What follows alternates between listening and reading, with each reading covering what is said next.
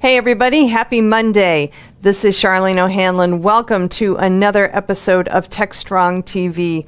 Today is Monday, April 12th, and we have a great lineup of interviews on today's broadcast.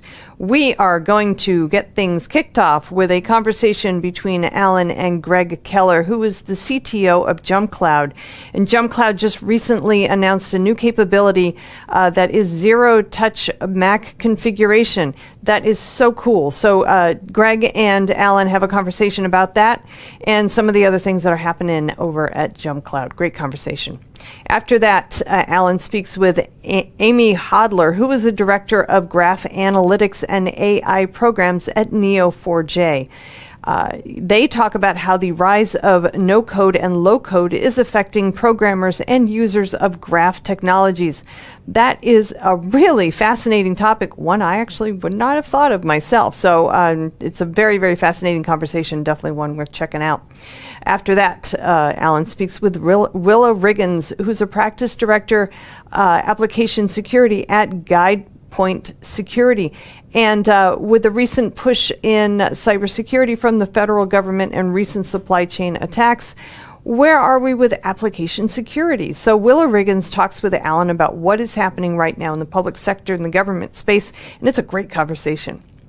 After that, we have our Haunted Hacker episode podcast. Mike Jones speaks with Mike Curnow, who is the CEO of Defiant Networks.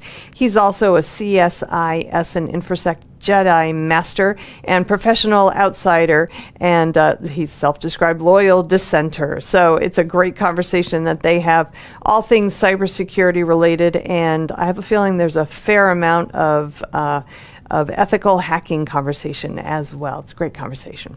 All right, after that, we have in our Something Old segment, we have from the recent Predict 2021 Virtual Summit, David Casper, who is the CTO and CISO of Moogsoft. He gives us a presentation on the future of observability is intelligent tooling.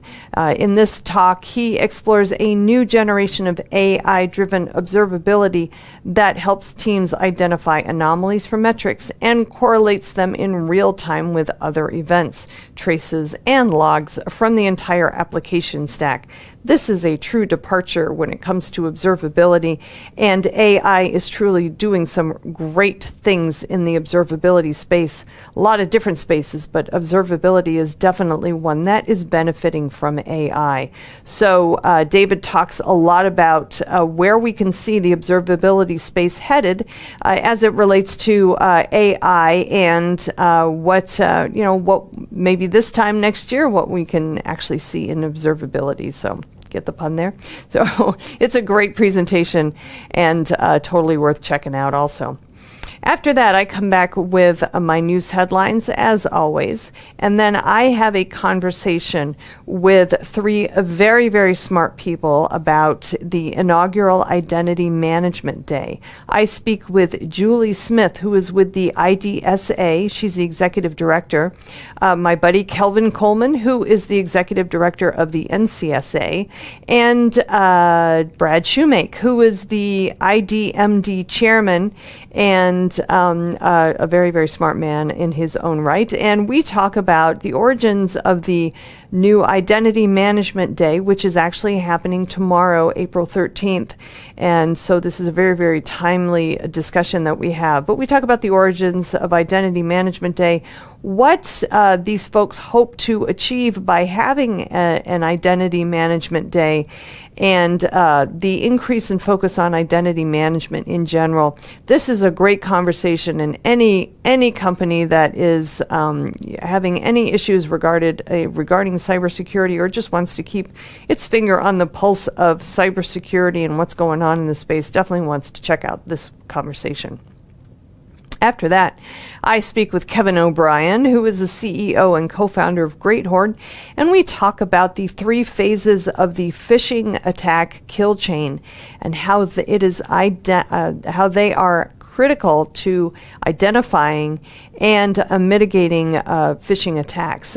It's the first step in breaking the kill chain is implementing compensating controls. So Kevin and I have a conversation about exactly what that means and how important it is for organizations to understand the phishing, the kill chain in mitigating phishing attacks. And it's a great conversation, and obviously one that is very, very timely. After that, I come back and I've got the webinar preview for you, as always. And then I have Mitch Ashley and his Analyst Corner. As always, he provides lots of insight into things happening in the tech space at large. And today's conversation is no exception. All right, I think that's all that we have on today's broadcast, and that is a stunning lineup, and I hope everybody can join me for it. We are going to get things kicked off right after these commercial messages. Hiring great DevOps and cyber talent is a huge challenge for technical teams. Cloud transformation is driving demand higher. You've tried doing it yourself. Job boards, LinkedIn, didn't work. Recruiters are an option, but who do you trust and not waste your time and money? RecruitOps is the new way to source engineering talent.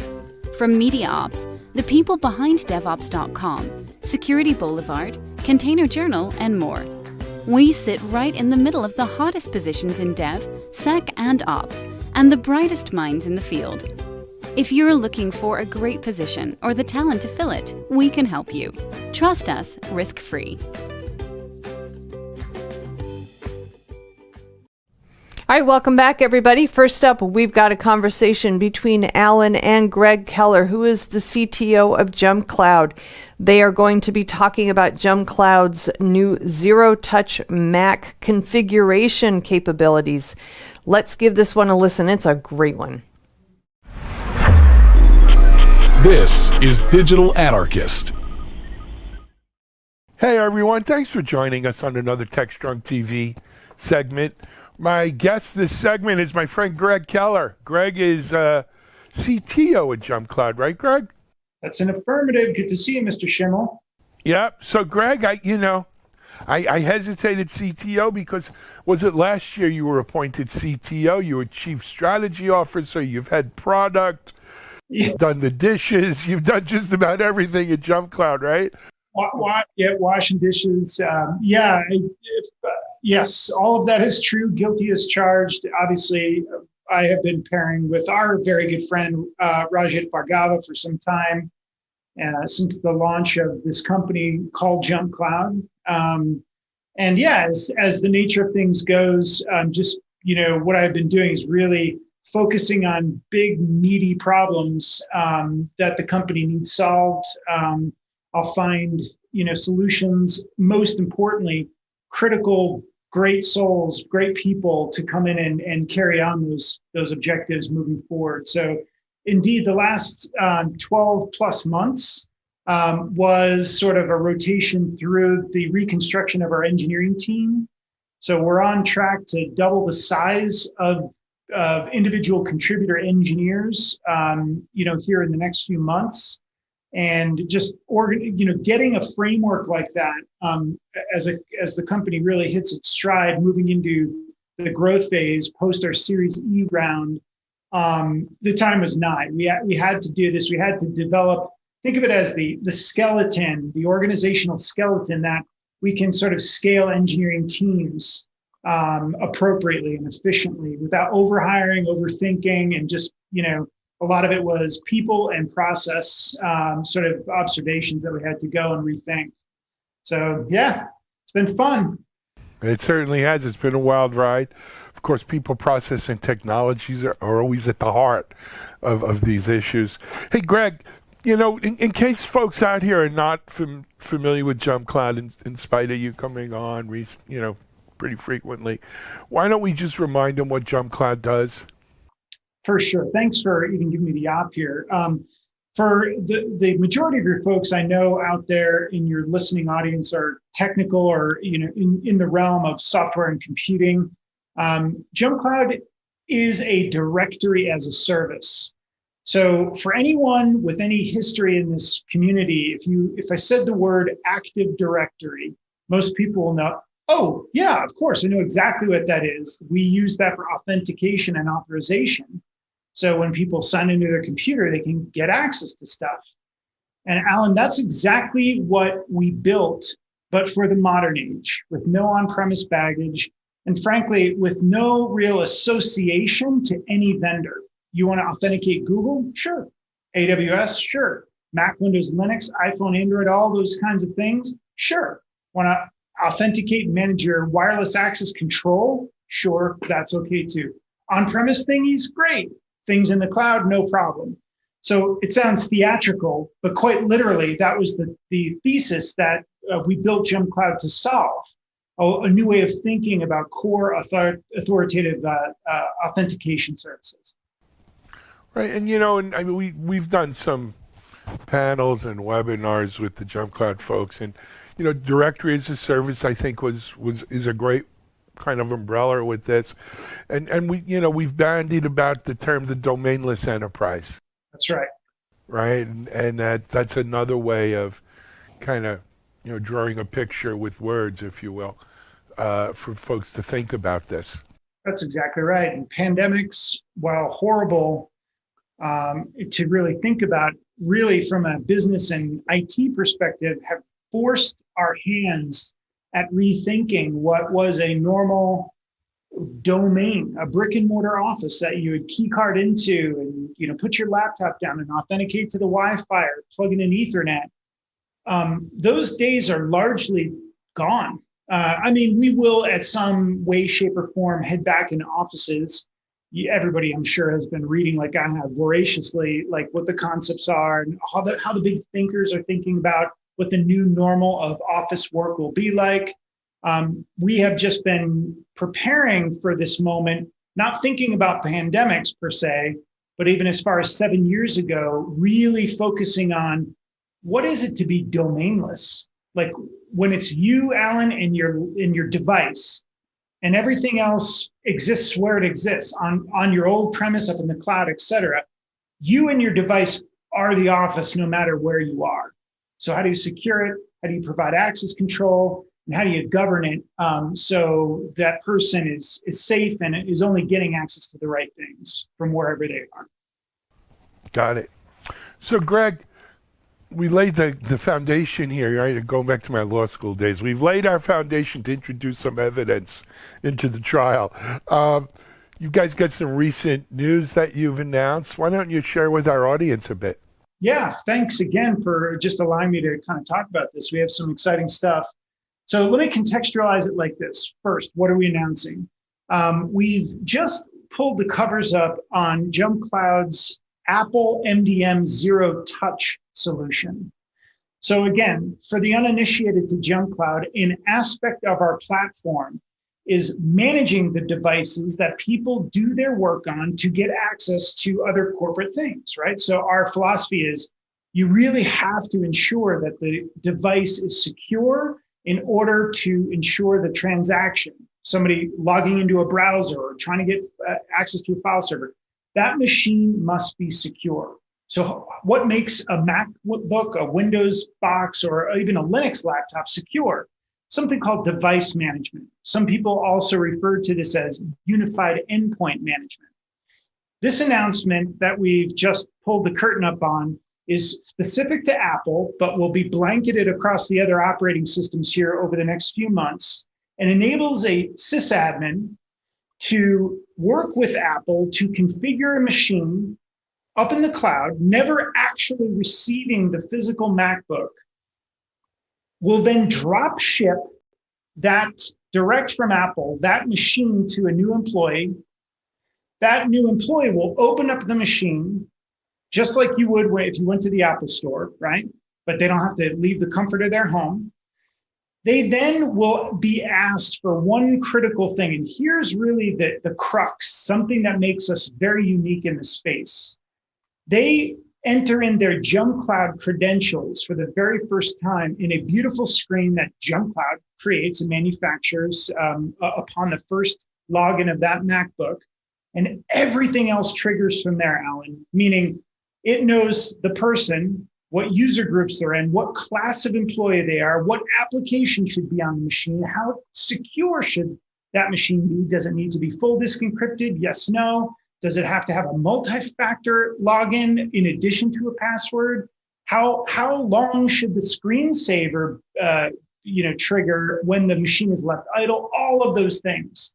And again, the crux being all without any human intervention. And really, again, the unique thing, there's tons of clone sort of managed mobile device management vendors, MDM vendors out there that are great, and some are very specific to Apple, but none of which have an underpinning identity directory. That is the intersection that we have brought a very unique sort of lens into the space. So once you own that identity on that machine, we know all the different classifications of how that machine should be operated and be secured. So there you have it. That's fantastic. So a couple questions there, Greg. So this Jumpcloud capability comes pre-configured when you're Mac. It's just Macs. We're not talking iPhones or iPads right now, right? Or are we? No, soon, but Mac OS right now. Okay. So you get your MacBook Pro or whatever, right? It comes pre-configured.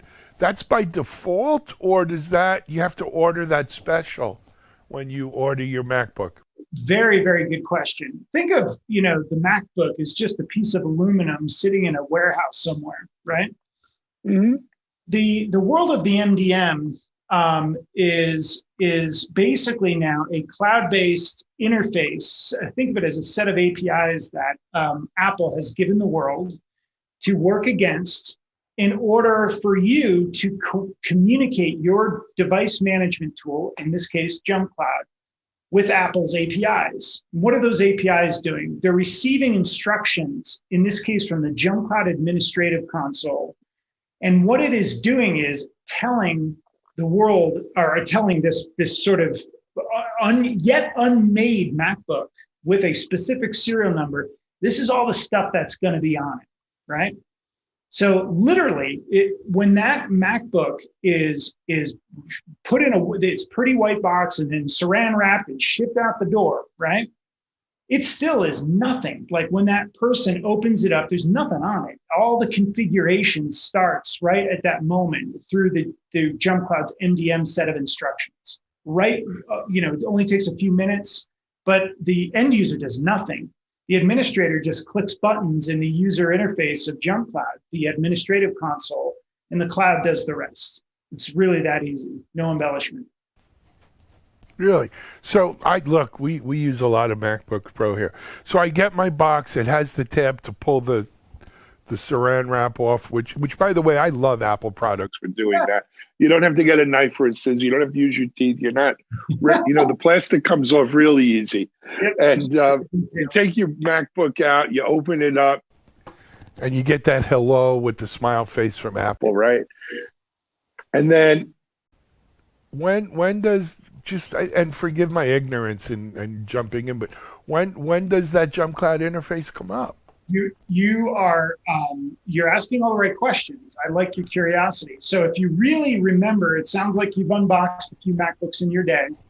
What is the first thing that it asks you? It asks you to go find an internet connection. Yes. All it needs. So, okay, here you are in your home office or, your general office, and you get onto that wireless network. That's it. Once it makes that connection, literally, once it makes that connection, the instructions, like the handshake is there and the instructions just start. It knows exactly what to do. Literally, what is going on is a bunch of XML files are getting shoved down on the MacBook. Those XML files containing instructions, like I need this piece of software, or I need this configuration setting, and it's just going through its process to install all that stuff. And Jumpcloud was the triggering authority for all of that. Very cool. Really cool. And in terms of, Jumpcloud pricing is what Jumpcloud's pricing is. That's based down at the administrator level, based upon how many devices and users and so forth. That's an amazing thing. So now we're saying that today, MacBook, tomorrow, the world. Yeah, that's correct. I mean, we have been for the last, since the beginning of time, so that in Jumpcloud years is 7 years, we've always had a very deep, strong device management presence. So managing devices and the complexity of doing that, nothing new to Jumpcloud. More sophisticated, efficient managing experiences, or I should say management experiences, this is like the new frontier, which we're pushing hard on, especially now that we're witnessing, like our own company, welcome to my home office, the likelihood of us moving back to offices, even with vaccines and everything, is still a ways out and may never return to normal. So we need to provide our customers mechanisms to just make an IT admin's life bearable. They are underwater in terms of the amount of process change that they have gone through in the course of this pandemic. So giving them better efficiencies at this is really what the attempt is here. Excellent, man. And so the MacBook Pro is available, the No Touch is available now. Right now. That's exactly right. All right. Any time frames for phones, tablets, other devices? Let's just say Q2 is going to be a very impactful quarter for our device management engineering teams. So we have a pretty aggressive roadmap coming out. Stay tuned. Very cool. For people who want to find out more information about how this works, how they can make sure it's working for them, where could they go, Greg? Just literally come to our website, jumpcloud.com. The coolest part, I think, about the way we've gone to market, Alan, is, don't take my word for it. I know this sounds like some 1950s sales kind of show. We would encourage folks to sign up for the product. We give the product away for free, all of its features up to 10 users. This is the unit that we charge for. So if you're a tiny little company, you get all of the functionality, including this device management functionality I just spoke of, for free. But the real sort of juice there is to make sure you are completely comfortable for as long as it takes to really see Jumpcloud operating within your environment. So no, you don't have to talk to any salespeople. You can just get access right away. Okay. But you could talk to salespeople if you want. Of course. Anytime. But yeah. Nothing against our salespeople friends out there. Absolutely. That's pretty cool. Greg, this sounds like a really very, very cool, very needed feature. I'm happy to hear about it, and good work to you and all the Jumpcloud folks on it. I appreciate it. And Alan, hoping sincerely we get to see each other in person at a city sometime around the country soon, my friend. Let's hope. I'm optimistic. Maybe by fall. Actually, truth be told, I planned an in-person all-hands meeting for the week of August 15th for my team here.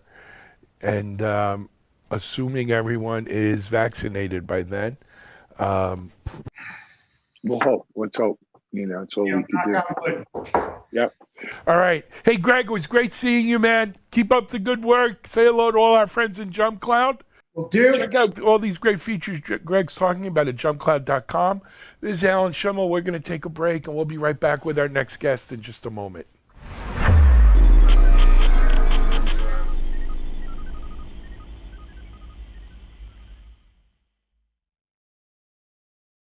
SecurityBoulevard.com is the leading resource for news, analysis, and education on challenges facing the cybersecurity industry. SecurityBoulevard.com covers all aspects of cybersecurity, including data security, DevSecOps, cloud security, application security, network security, security threats, and more. SecurityBoulevard.com has the largest selection of security content, featuring breaking news, blog posts, podcasts, and more. Visit www.securityboulevard.com to learn more. SecurityBoulevard.com, home of Security Bloggers Network.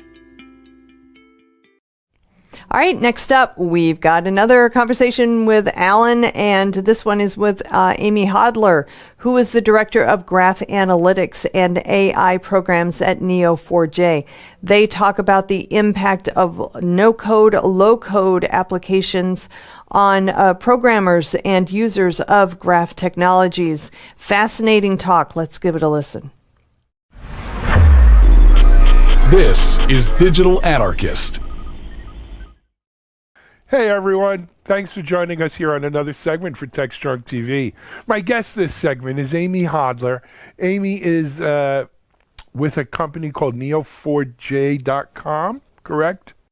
Yep, that's the website. Yep, Neo4j. Neo4j, of course, right, is the company. Neo4j.com is the website. Amy, but you know what? I'm terrible at this. I'm going to let you introduce yourself, your company, your title, and tell us about Neo4j and you.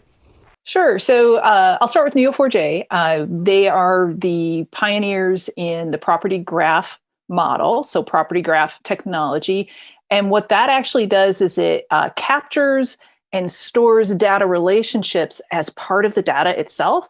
So instead of what might typically be done separately, there's something you have to look up, storing things and then storing the relationship separately. What this does is it gives people a way to store data more as it naturally exists in the world. And so the relationships are stored at the time, are created and combined and stored at the time that you're storing the data itself, which basically means you can analyze information as connected data and surface structures and patterns in your data you wouldn't already see. So we've been around for a little over 10 years now, working in this space. We have about 1,000 customers worldwide, with over 800 in the enterprise space. So that's the company. We work with customers like Comcast, NASA, UBS, Volvo, enterprise companies. Myself personally, I have been a graph and a network fan for years in the tech space for, I guess it's been over 20 years now.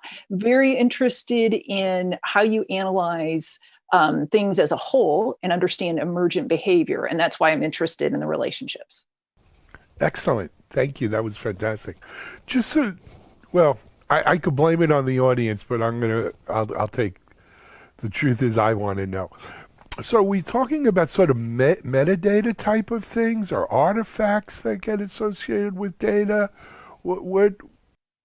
Explain if you not to sound ignorant, but. Yeah, no, I just went really fast there. So if you think about a graph is a mathematical representation of a network of things. Right. And what you're storing is what I would call nouns, like your entities, and the verbs, all of the relationships. So it might be something like Amy lives with a dog, and the lives with is the verb part. The entities are Amy and dog, and those get stored when you store the data. You store that actually together in key value pairs, as opposed to storing normally, or in relational other types of databases, you store the entities separate. So you'd have a list of people, and you'd have a list of dogs, and then you'd have to look up, who lives with whom and where the relationships are. So as opposed to storing things separately and having to do a lot of lookups and joins, is store these elements together. And the relationships are actually first-class citizens. So relationships are stored at the same level and as important as the actual entities themselves. That was the best definition of graph databases and so forth that we've gotten. Thank you so much. Good. All right. Companies around 10 years, another overnight success, right? Everyone thinks, oh, it's so easy doing startups. I think, a lot of I spoke to one CEO yesterday, last week. They just raised like $100 million. And I was like, what a great thing. She said, well, it's 20 years in the making, right? I mean, they've been around literally 20 years, and people don't realize the blood, sweat, and tears that go into that. Let's talk, before we jump into the meat of what I want to talk about, which was around low code, let's talk a little bit about the Neo4j model. You have 1,000 plus customers and everything. How is the product offered? Is it Sounds like an enterprise level type of offering. Yeah. Is it hosted? Is it? Go ahead. Yeah, a lot of different ways people can consume it. We have both enterprise licensing options, and we have community edition, which is completely free. Different level of capabilities in the enterprise option. So, if you want to scale it, over billions of nodes, you want to go to large sizes, you want to have certain security requirements, things of that nature usually push people to enterprise, as well as full support. So two different models in that regards. It is a subscription license. So you basically would buy it like any kind of subscription software, but you can purchase it and deploy it on-prem. You can deploy it in a hosted marketplace, like Azure Marketplace. You can also host it as a service as well. So Neo4j has a Aura offering that allows Neo4j database to be offered as a service. Fantastic. So, when we scheduled this call, some recent news around low code, no code. Why don't you, if you don't mind, I'm going to ask you to share with the audience and kind of set it up for us. Yeah, so I'm pretty excited about the low code, no code. I don't know if I want to call it a revolution, but evolution probably, and the acceleration of kind of the digital transformation that it's helping push forward. And I think COVID probably is spurred the increase in that momentum. So I can't imagine it being, I can't imagine the pace slowing down from here, which is kind of interesting. So it spurred something into, I guess, high gear. And I think businesses have seen the advantage of integrating this low code, no code to speed up certain processes and operations. So I think there's a greater need now than ever to hire more developers, but there's not enough applicants, or at least applicants with the degree of technical acumen that they might need. So integrating that with people with less technical skills, but maybe more subject matter expert skills, and marrying those together is something that we've seen with the citizen developer kind of evolution. And I don't really think that's going to stop anytime soon. Now, look, so I call it sort of the low code, no code movement coming of age, right? It's been, again, like everything else, it's been around for a long time, but certainly COVID has been an accelerant, and the move to digital transformation. I think the bigger issue is you look at like GitHub. I think the last time I spoke to folks at GitHub, they had 51 or 52 million accounts, something like that, right? And so if you say that roughly represents the size of the developer population of the world, depending who you listen to, we probably need 20% more than that. And that grows, even though the developer population, if it were a country, would be the fastest growing country on earth. It is outstripped by the need for more developers, right? And this is probably not something that's going to go away in the next 3 to 5 years, certainly. But on top of that, at a time where we need things now, not tomorrow, and we need it yesterday, truthfully, not just now.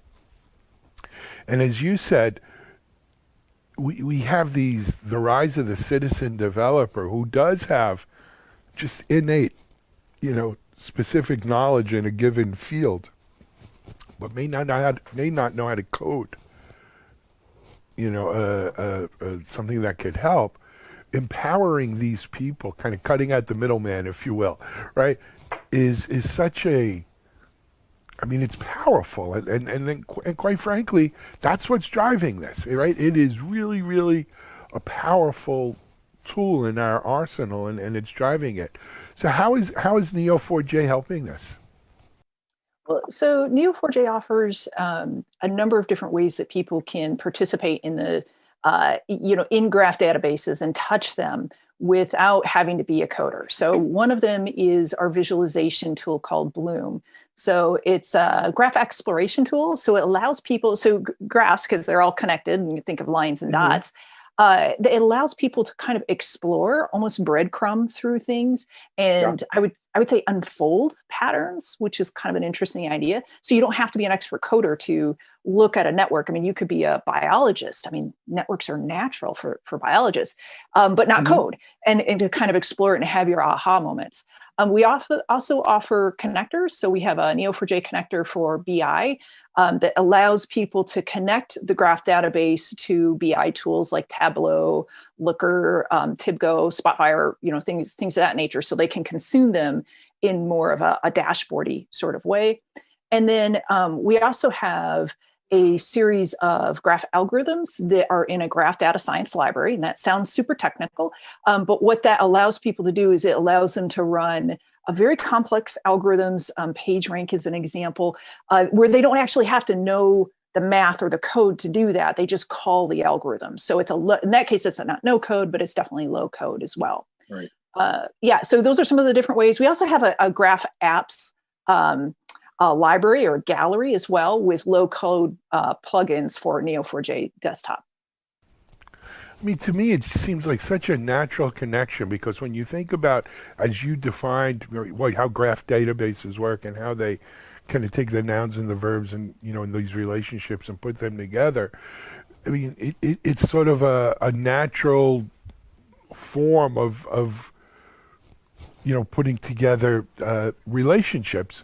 And so it would lend itself to someone a citizen developer saying, okay, how do I harness this natural kind of relationship? I'm so excited about this because for me, the magic of graphs is that they store and compute over the way data naturally exists in the real world. And you do not have to be a coder to understand that. If you can whiteboard it, you can put it in a graph database. So you should be able to access that in the same kind of natural, intuitive way, which is why, to your point, it's just kind of a natural evolution of how people want to interact with the data that makes up the world around them. Yeah. Agreed. I mean, so as a non-coder myself, for the most part, sometimes I get intimidated. I think others do too. Like, where do I start with this? Do I already have my information in a graph database? If I don't, how can I set one up, quickly enough or easily enough, better than quickly? And then how do I start using these low-code, no-code tools to really start harnessing the power of it?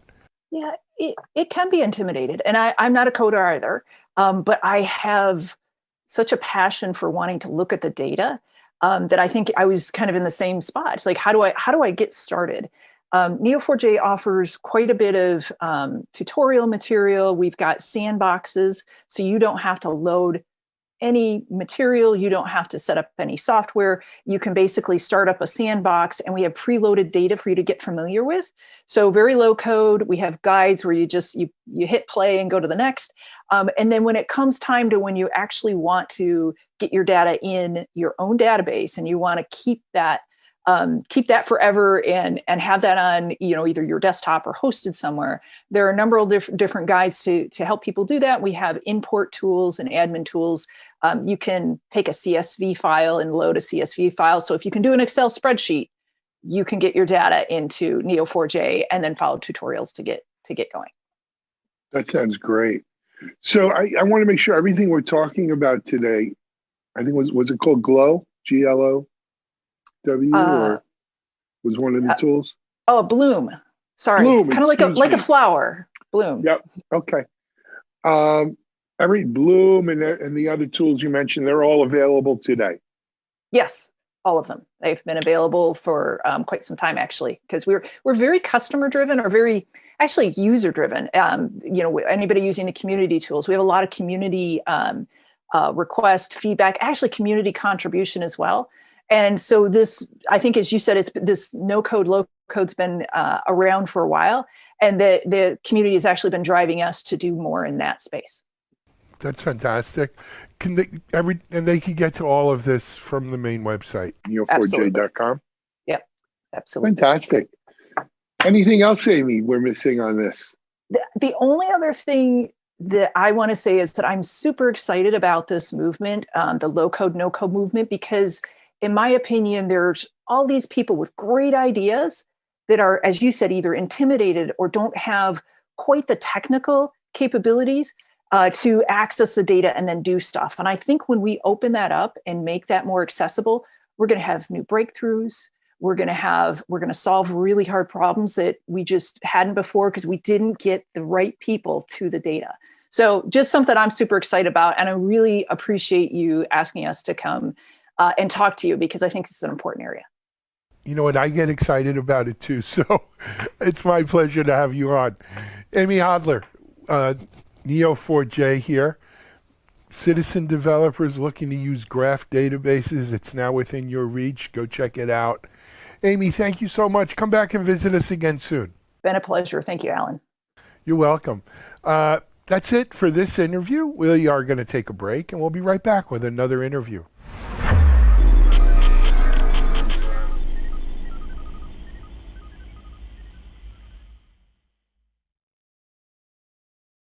ContainerJournal.com is the leading online destination for centralized computing-related content. ContainerJournal.com covers all aspects of software containers, from container management, data management for containers, container security, networking for containers, to the entire container ecosystem, Kubernetes, microservices, serverless, and more. ContainerJournal.com has the largest selection of container-related news, featuring breaking news, blog posts, podcasts, and more. Visit www.containerjournal.com to learn more. ContainerJournal.com is operated by MediaOps Inc., the team behind DevOps.com, Digital Anarchist, SecurityBoulevard.com, DevOps Connect, and DevOpsDozen.com. All right, welcome back, everybody. Next up, Alan speaks with Willa Riggins, who is the Practice Director of Application Security at GuidePoint Security. Talk about cybersecurity in the federal government and some of the recent supply chain attacks. What has been the impact thereof? So Willa kind of lays it out, what's happening in the federal space regarding cybersecurity. And it's a great, great conversation and very, very insightful if you're interested in what's going on in the federal government space. Let's give it a listen. This is Digital Anarchist. Hey everyone, thanks for joining us here on another segment for TechStrong TV. My guest this segment is Willa Riggins with GuidePoint Security. Willa's going to tell you all about GuidePoint Security and her position there. Willa, welcome to TechStrong TV. Hey Alan, I appreciate it. I work for GuidePoint Security. We're one of the largest value-added resellers of security products, my team in specific is actually on the services side. So we provide application security services, everything from penetration testing to source code review, and threat modeling, and SDLC consulting.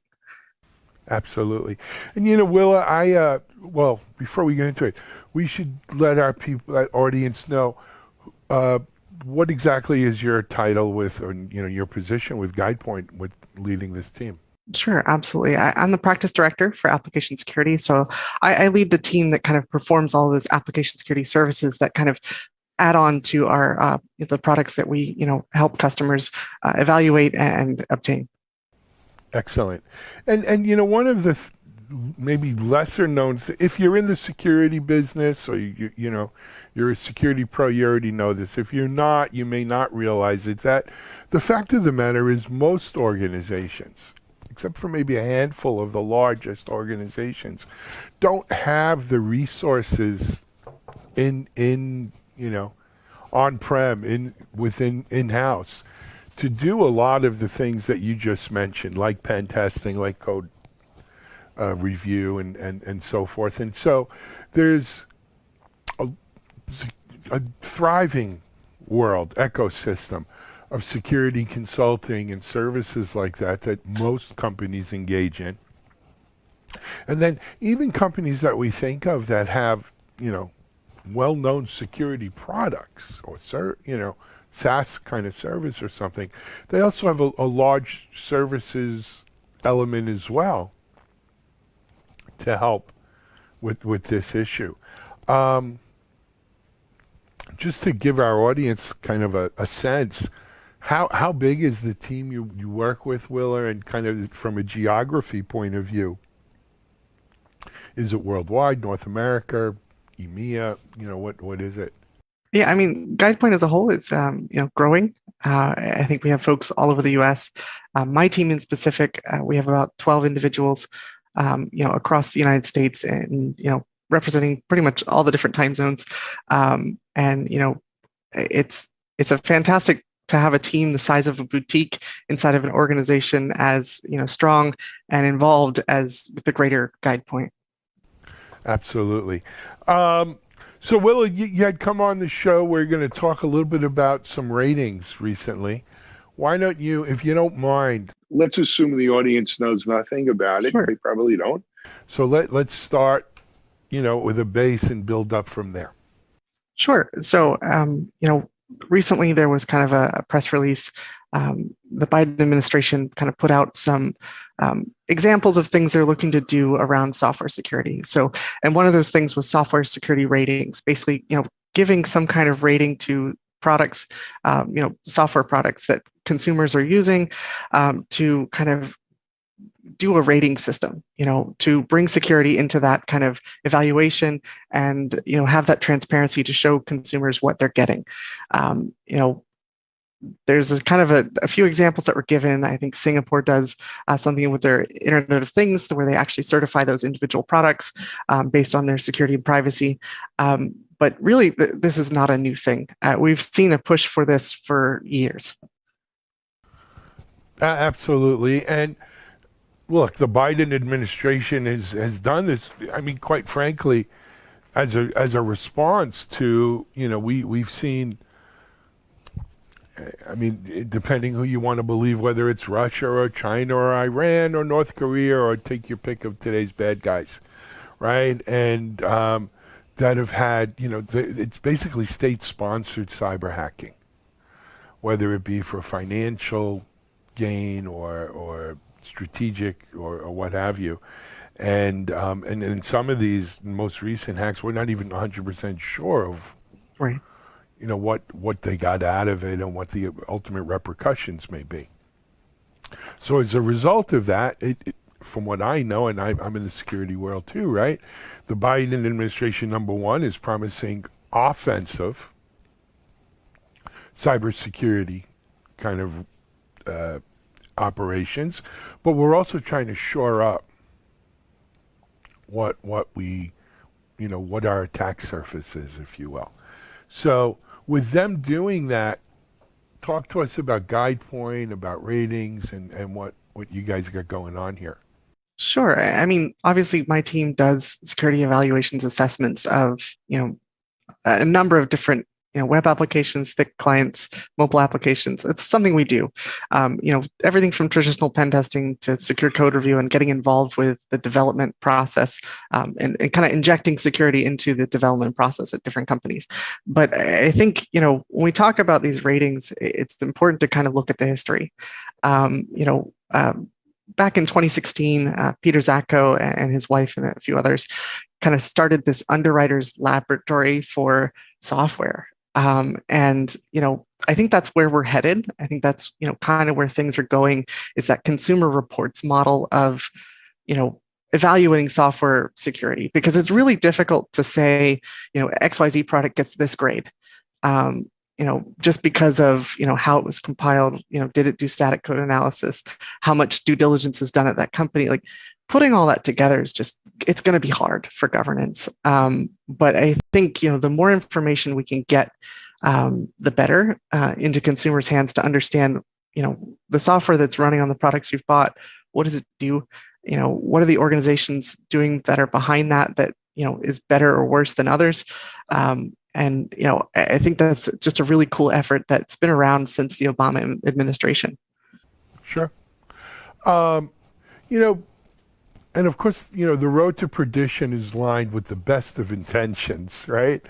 And it sounds like this is a no-brainer. Of course we should do it. But there's some hills to overcome. There are some stumbling blocks there. Number one, I think it's sort of, keeping apples to apples in terms of our comparisons. If we're going to rate something one way, and then, how do we be consistent in rating the next thing based upon the way we rated the thing before, or the next thing after that? And so you do need sort of, a consistent rating formula that will make sense, as we go across multiple applications, multiple, programs, and et cetera. And that's probably easier said than done. What do you think? Yeah, absolutely. I think with the CITL, which is the Cyber Independent Testing Lab that the ZATCOs kind of stood up, the reason that was successful and the reason why that works is because they had that standardized methodology. But what that methodology does not take into account is, contextual things, security and privacy, life and limb, risk rating, all of those things I think is really important, for, your, kind of heart monitor is way more important than, maybe a social media app on your phone. But at the same time, they both have implications for life and limb and privacy. So it's how do you prioritize those things and how do you kind of govern all of that? And it's really interesting to kind of think long term about that. It's like, how do you do that? And how do you rate those things in an unbiased manner? And I think it's a really difficult problem. Sure. And I think something that's kind of hampered the effort over the years is that too often finding like an underwriter's, a UL lab kind of situation was hard because, and I'm not naming names here and I'm not pointing fingers, but when you have a vendor pay a lab to evaluate a product, almost by definition, you're asking yourself, is this a pay-for-play thing? And how objective was this lab when they know the vendor behind it is writing a fat check for them to, hopefully give it a favorable review. And, I've been in security 20 years, but I'm out of the security vendor world now for 10. And so I've been in security longer than 20. Anyway, I've been out of it for 10 years, but it's still the same issue. We still see it. You read a lab report, you read a rating, and you say, I wonder who wrote this check, right? Who wrote the check behind this? And then we've had other organizations, Willa, right, that attempted to bring some objectivity to, rating security tools and so forth. And again, the question is how objective, how objective is it? And how do you keep that objectivity? And, there's money involved. And I learned this lesson. I'll tell you a quick story. I started something called the Security Bloggers Network in 2004, quite innocently. And it's still the backbone of our Security Boulevard site today. And then we started something called the Security Bloggers Awards in like 2006. And, we had for best security blog. This was not product. It was just the blogs from the vendors. And what went on there to try to win what we thought of as a bit of a joke of an award was ludicrous, right? Ballot box stuffing, writing scripts to avoid IP, to spoof IP addresses, threats, if they didn't win, they demanded a recount. And, you would think we were electing the president or something. So I know how this goes. It's hard self-policing. So is the answer maybe to go outside the cyber world to? Yeah, I think right. When we're talking about something like this, it's we see kind of PCI DSS and HIPAA and things like that, where it's the policy is in place from a different organization that governs that certain area of things. But at the same time, customer happy. So I think, for something like this, it almost needs to come out of, government or an independent organization that isn't influenced by vendors. And that's something that, Mudge or Peter Zatko's organization did was, their methodology, they built it unbiased. It was vetted by experts, but they don't tell you which vendors and which tools are used. And the reason they did that was to avoid things of that nature, to make sure that no individual vendor could influence the results of, their consumer report style thing that they're doing. And I think, it's novel and it's interesting how that's done, but where's the kind of governance there? Who owns that? And obviously that was a White House initiative, so theoretically it is kind of properly sanctioned and everything. But to your point, it's easy to tune a scanner or a tool for a specific use case to make something look good or make it look bad. And so I think and it's something that GuidePoint does really well is we work with hundreds of vendors. And we work with customers to kind of find what's going to best fit them. So we kind of act as the middle person there to kind of take all of the marketing information and boil it down into what matters, and turn that into something that can really help a customer and be their trusted partner throughout all of that. I get it. So I guess my question then is, how much is GuidePoint, going to rely on all this kind of outside stuff versus, quite frankly, the knowledge base that you've built up internally on the team over these last few years, or do they complement each other maybe? Yeah, I mean, I don't think that traditional pen testing or code review or anything is going anywhere. I really don't. Yeah. I think that independent evaluation is honestly just a different thing.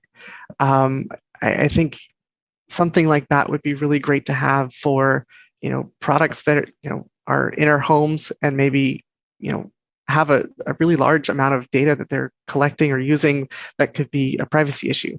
But how you draw that mark is kind of where my brain kind of starts to spin, because it's like, where do we draw the line? Is someone who just started their, one person company, built a product, like they can't afford to get all that work done. They can't afford to go out and get, an independent certification of their product every single time it's re-released. When we're talking DevOps and Agile and how fast everything goes these days, how do you make that work? So I think, for my team, it's more of how do we prepare for a world where software security is under the microscope even more than it's ever been. And I think that's really what we're trying to do and do more of, is figure out how to help customers get ready. Because eventually, everyone's going to have a breach. Everyone has that moment where something fails or doesn't work the way it's supposed to, or, attackers get in. It's how can you respond to that? How do you shore up your vulnerabilities, and how much have you already done to kind of make that less likely? So, got it. You know what, Willa? We didn't even tell people where can they go at the GuidePoint Security? How do they get more information on this? Yeah, absolutely. I mean, GuidePointSecurity.com has all of our different kind of products and vendors that we work with, as well as all the services that my team offers, as well as our other practices. So we have folks from cloud, forensics, SOC, just about everything in the security space is listed on our website, and you can download all the data sheets there. And it's GuidePointSecurity.com. Yep, that's it. Very cool. Well, Willa, we're about out of time. I want to thank you for coming on. I told you the time goes quickly. Good luck to you, though. I mean, look, this is more important than ever. It is a national priority, right from the White House, and we need good people on it. So keep up the great work. Come back and visit us again. Keep us posted. Sure, I appreciate it. All righty. Willa Riggins at GuidePoint Security here on TechStrong TV. We're going to take a break. We'll be right back with our next guest.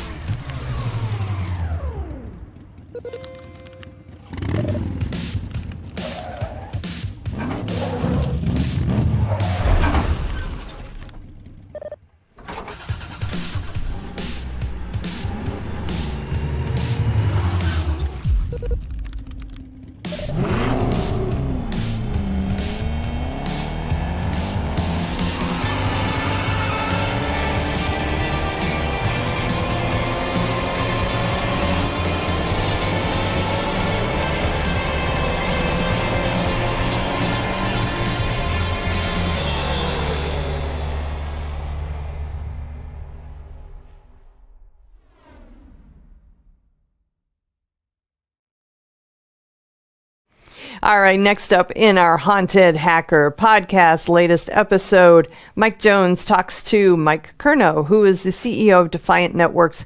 He's also a Jedi Master. And they have a great conversation about cybersecurity, obviously, but so much more.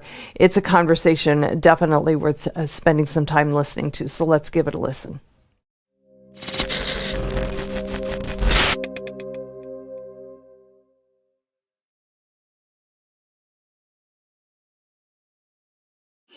All right, welcome to the Haunted Hacker podcast, episode 22, I think it is now.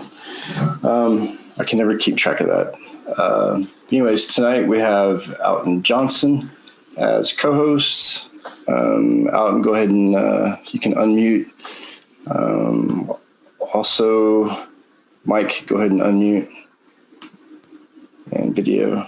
Cool. What's up, Mike? What's up, dude? Not much. So just going to go over some news and then go over some housekeeping, and then we'll crack on. As far as the news goes, there's not a whole lot going on except for they had a 22-year-old guy in Kansas, I believe it was, here that hacked into a water treatment facility and had plans to do some damage. He got caught. I think he's facing 25 years now in prison or something really drastic. So that's that. Of course, new malware comes out all the time. I don't even try to keep up with that stuff. Anyways, so with that being said, tonight we have Mike. Mike has a really interesting background. And, before I get into, before he gets into telling the story, I ran into Mike on LinkedIn, actually, and we shared a lot of the same connections, a ton of the same connections as far as red teamers go and pen testers. And I think, as a matter of fact, I think I supervised one of the guys that Mike worked with at one point. Anyways, Mike, so why don't you introduce yourself, give us your background, whatever you can't tell us. We'll go from there. Yeah, dude, it is like fucking awesome to be here, man. Really, really happy to be here. Cool. So yeah, I'm coming at you from the USS Defiant. Not sure if you can tell. This is my bridge right here. Cool. Yeah, so it's I guess the best way that I can kind of describe myself is I'm a Army SIOP veteran turned web developer. Turned software engineer, turned pen tester to SOC analyst, and then just kind of made my way up the kind of SOC command hierarchy. And then, so now during the day, I lead the security operations department for Block Harbor Cybersecurity. So it's basically like the tip of the spear for automotive cybersecurity. So we work with many OEMs and like tier 1 and 2 suppliers to make sure that the vehicles and what they put in the vehicles are actually safe. And we do a bit more than that too. That's just the easiest kind of broad brush strokes I can do here. And then I am the CEO of a startup called Defiant Networks. And Defiant Networks is aiming to make networking as safe and secure as possible. We've got our own suite of protocols that, we have overlay networks and cloak networking, identity networking, things like that. And we got started in the IoT space and ICS space, trying to secure all that, the cyber physical connections.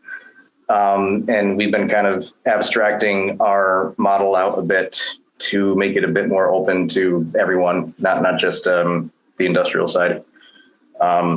Basically a new internet, pretty much. Cool, yeah. Cool. That's pretty awesome. So yeah, you had mentioned that you served in the military and you did I know you did some stuff for probably JSOC at one point, right? JSOC and JSOC adjacent. Gotcha. So did you do anything like really cool when it came to military? Anything you can talk about that was like the highlight of your career as far as military goes? Yeah. So I went into PsyOp. I was the second to last class. Basically, it's like the 18 X-rays for Green Beret, but it's the same thing for SIAP, where it's like you don't reclass into it. You come in off the street, and not a lot of people get in. That I didn't realize until like way after the fact. I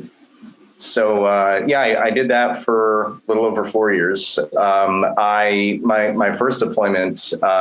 So for those of you that don't know, SIAP is essentially being kind of like peddling influence to make it so that whatever AO you're in or area of operation, the people in that AO, they perform actions or lack of actions that make it a conducive operating environment. Basically just like make the place safer. And then not just that too, there's also lots of campaigns to like, increase shit like personal hygiene, just like good practices, things like diet, sanitization, stuff like that, to make the people safer too. So, and then I was in a 9th Battalion in 8th Group. 4th Side Group was really big when I came in. So right after I passed MOS training and went through SWIC, they kind of split it into two. So I was in the only active tactical SIAP battalion. So not like at the district or embassy level, but more so like actually on the ground, living in the villages and the district centers with the police, the governors, the whoever's there. It differs, but yeah, I spent time in Panjshir province and in Kandahar. Awesome. So yeah, it was a lot of interesting stuff.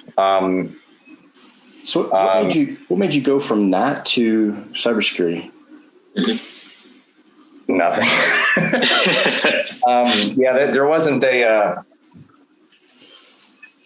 There wasn't like a driving factor. It was I got out. I did my 4 years. That was my initial plan, because I went in, wanted like college and school and all that. Didn't have a patriotic bone in my body, and I said I was going to get out in 4 years, and then I get out. I'm like, man, I don't want to do this forever, but it was still really cool. Right. Probably not anything I'm going to be able to do like that again on the private side. So I was just on the GI Bill, going to school. I was going to I don't want to name drop. I was going to a school that got shut down like five years back or so, because they were doing some like shady for-profit stuff. And I was doing that. And then I was doing like some local stuff too, because I was trying to be a history teacher for high school. Because like my first deployment, I was teaching the Afghan commandos and their ANASF how to do PSYOP. Yeah. And for them, it was kind of like a skill identifier. It wasn't an MOS; it was a skill identifier. So they had like a nice little. They called it. It was the Dari word for negotiator, which I forget. There's like a tab on top of their whole tab stack they had. I really loved that feeling of being in front of a classroom on a highly elevated surface, looking down at people. And I'm kidding. I really did like teaching. I really did enjoy teaching. So I was literally just going broke. And one of my buddies, we went out for beer one night, and it's like maybe 7-8 years ago. And he's like, dude, you should just monetize something you're good at. And I'm like, well, I do web design. I've been doing that since high school, just for shits and gigs, And I grew that, and I hustled like one of those, literally putting out Craigslist ads and responding to Craigslist ads and doing that over and over again. And eventually the word got out that I did, like good enough work, and I was just getting more contracts. And then eventually it turned into me working as a software integration engineer for a fintech company. And when I was there, like I was writing a lot of like glue code and shit, like API stuff. So like you have this that you have a lending bank here, then you have customers here, then you have e-commerce stores in front of the customers. And so you have a system that bridges everything. Gotcha. And so I was writing the code that allowed the stuff to work from lender to system to e-commerce to system, back and forth, right? Mm-hmm. That got me working in a lot of different e-commerce platforms. So like, name almost any of them. I've probably worked on it. Anything from like Shopify to Magento to Xcart, 3D Cart, OpenCart, anything that ends with cart or begins with cart is probably it. And lo and behold, a lot of the stuff that I would be writing is essentially what like MageCart does. Oh yeah. It's like scraping payment details, but sending it to an OK thing versus my thing, right? And there was backend stuff though too. Like if you're working in Magento, you'd have to, do the integrations in the backend for them and stuff too. But when I was in there, I realized that there were a lot of things. Like my brain just started firing off, going, dude, if I was a shitty person, totally steal all this stuff, right? And lo and behold, it turns out it's actually a whole career field, and I didn't really know that. Wow. And so I decided, hey, I'm gonna break into this field somehow. There wasn't really a clear path, and I would also argue to say there's not one now. It's all different, but LinkedIn will tell you otherwise. That's right. So will the Navy. And everyone who is getting out of the Army and hitting me up, which is totally fine. It's one of the hardest questions to answer, though. Yeah. So I try and help with what I can, but I feel like I just give shitty advice because it's not going to apply to them. But so I didn't have, there wasn't really a school path at the time for that. Maybe a coalescence of a few different things, and you can market yourself in that way. But I just did what was in my nature, kind of still is. I said, fuck it, and set up an LLC. Mm-hmm. And then I spent that time, I've been to a few different schools, but I've always been an autodidact. Like I've always been a self-taught kind of guy. Mm-hmm. Because I don't like people telling me what is. I need to reason it out for myself. Yeah. And build my own, it's like first principles thinking. I have to build my own mental models from it. I can't just get your take on it. Even if it's a good take, right. And maybe I did come to that same conclusion, but I got to do it myself. So it's me and the same really good friend of mine that told me I should monetize what I'm good at. We did this together, split ownership, and all we did was just get together every night and just we were setting up our own boxes to attack, basically like little mini CTFs. Like this is before CTFs were actually like a big thing. It was more of a closed thing. Like you'd have your buddies come over and you say, "Hey, you want to fuck up my server?" and do that over beers, and that's it. Yep. And we did that. We got to a point where we're like, okay, we're confident enough with OWASP, with web testing, mobile testing. We're, because we're both developers at the time, right? Like he actually had an engineering VP job for a big bank at the time too. So, I mean, we had a good knowledge base put together, and we're coming at attacking, hacking that field from, developers. So we knew how software worked. We knew what areas of the stack would be best to look at, et cetera, et cetera. And we actually got clients and just kind of went from there. We had some few locally big, well-known firms reach out to us because at the time there wasn't a lot of that going on. Right. We just kind of grew from there. Eventually ended up working from pen testing, ended up working at a co-located SOC, like a firm that had their own SIEM platform, a really awesome SIEM. It was actually I believe it was the first commercial SIEM to have Elasticsearch as the backend. Oh, nice.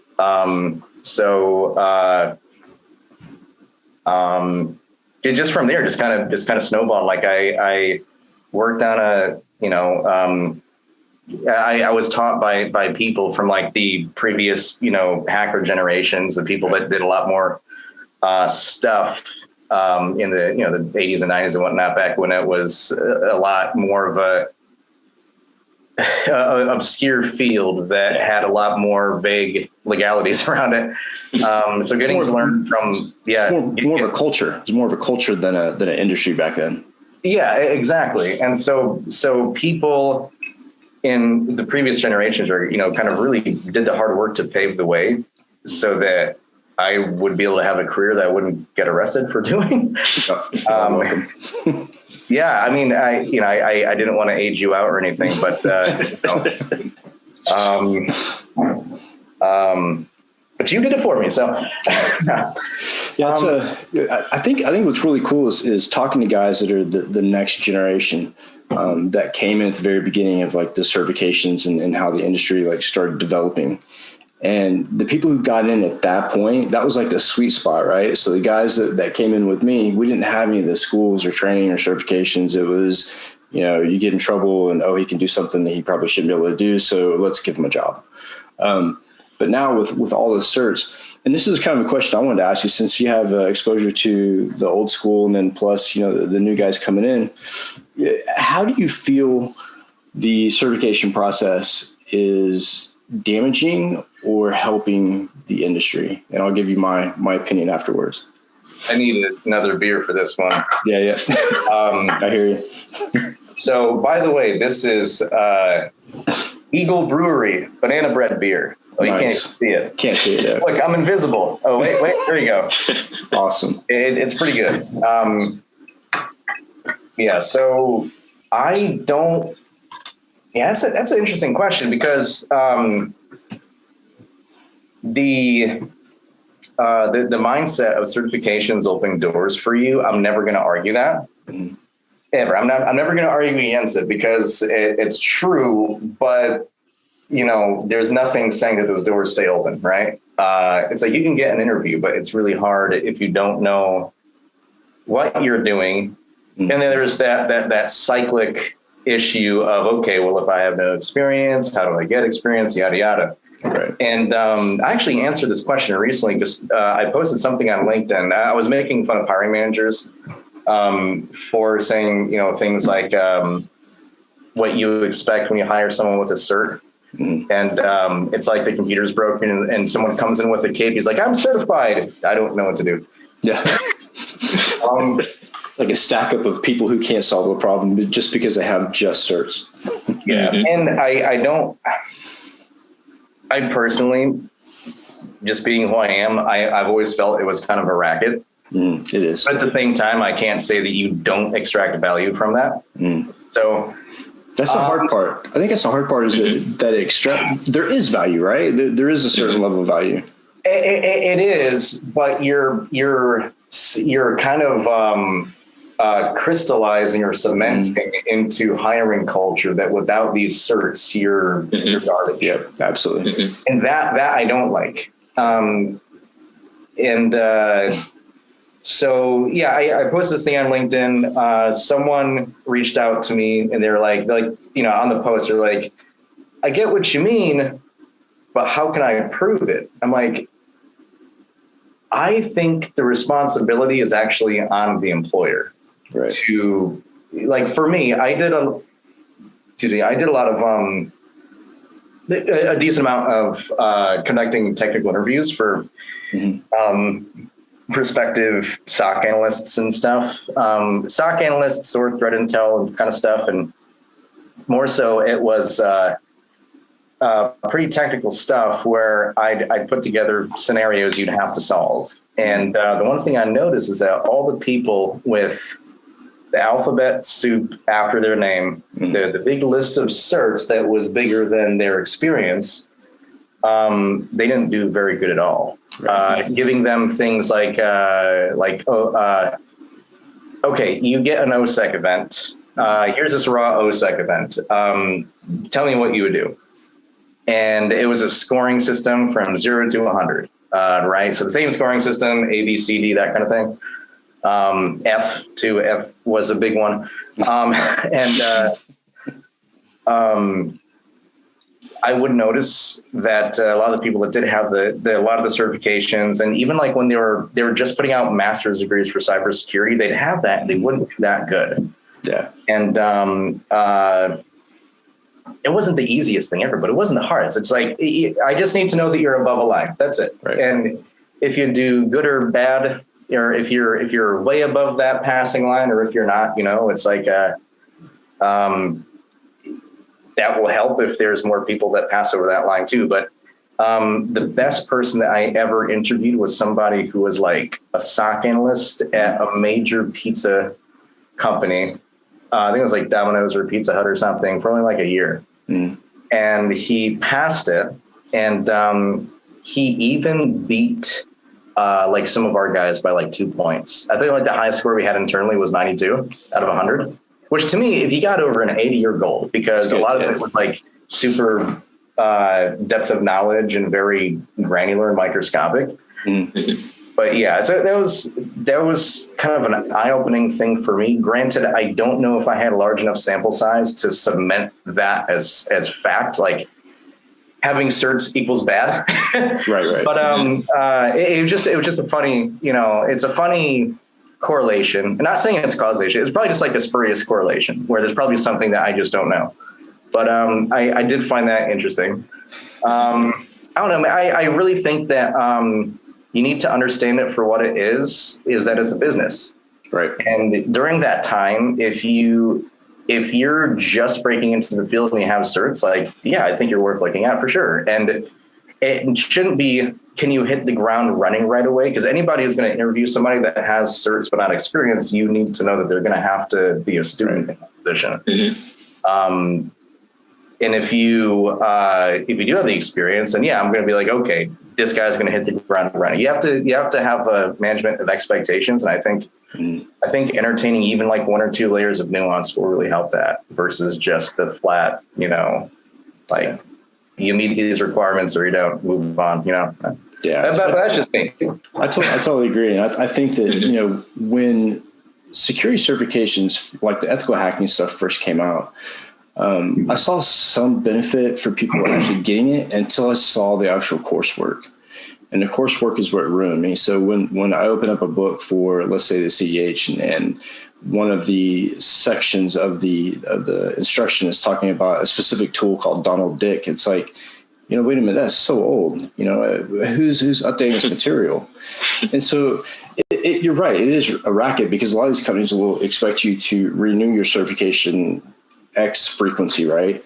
So not only are you paying $5,000 for the boot camp, but then you're paying another $300 for the exam. And then every year you have to take the test again. So what is that? Like another $300, $400? So you got that revolving revenue. Go ahead. Yeah. Because from a year or 2 years ago, the software that you're certified on actually increased. It is a couple of subversions newer. And if you, I'm just kidding. I don't know if I can, just go on the website and look at the damn changelog. There, you're certified. Yeah. I mean, there's a ton. And the funny thing is, like, when I first got into the industry, like, I really thought that getting certs was going to be the answer, and that's what I should do, right? So I went and took the test. I challenged the test for one exam, and I thought, man, this is way too easy. So I just sat down with access to SANS. This was when SANS was still giving the exams online. Like, you could take the exams online. And I think I tested for something like 4 or 5 SANS certs in one sitting and passed them all. And then SANS came back and put me on an audit list and wanted to look over my testing and the logs and make sure I didn't cheat. And I thought, just because I didn't take your $5,000 course per exam per certificate. But I think that, and it's gotten out of hand on LinkedIn too, because you look at, the people who are cold contacting people saying, hey, here's a list of certs, which ones do you want? And I'm like, none. And don't contact me, because, first of all, cold contacting someone about certification is just really poor ethics and really bad etiquette. And then, someone will actually get frustrated. If you don't answer them right away, they'll get frustrated. And I've gotten to a point where I just don't answer them, because if I have anything to say, it's going to be bad. because they just harass people. I did work a slew of sales and marketing jobs between when I left the military and when I started doing like web design and stuff. And I will say it's either you're ignorant or it takes balls if you're going to cold call. Yeah. And if it takes balls, I'll respect the hustle. I'll tell you to be like, no.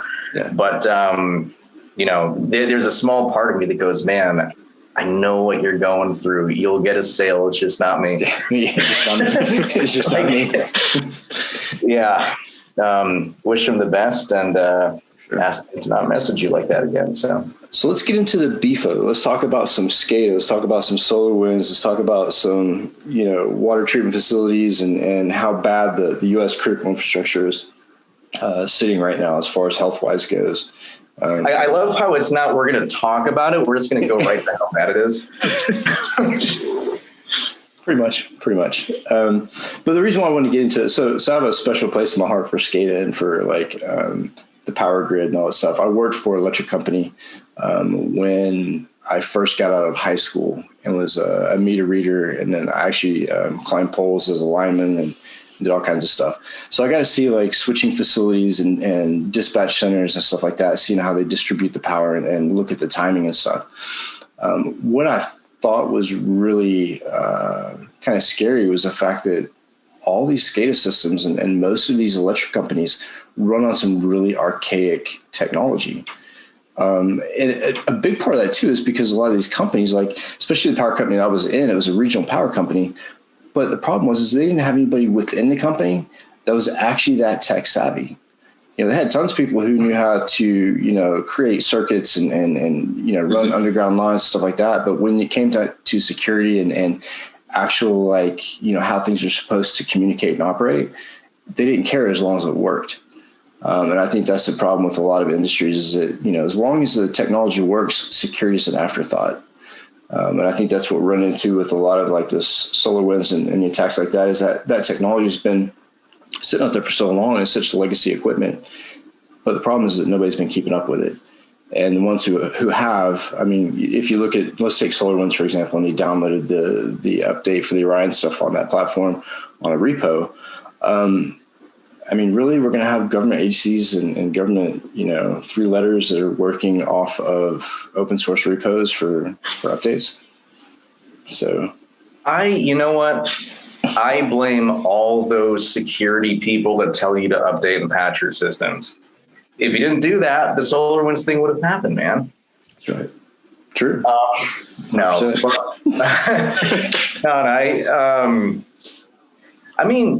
Technically, if everyone just decided not to update, that wouldn't have happened literally. But so it's an interesting thing because I've only been in the ICS and SCADA and industrial IoT space for the past 2 years or so. So it's not a long time.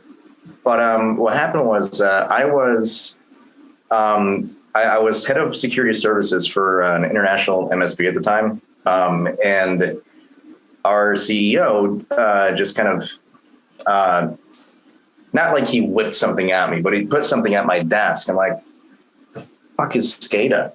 like what is this? Okay, supervisory control and data acquisition, and is basically we were subbing for a contract to secure the major metropolitan, transportation, like light rail system. Right. And I had no idea what the hell that stuff was. But I'm a pretty quick study, and the past couple of years of my life has been completely saturated with cyber physical stuff in general,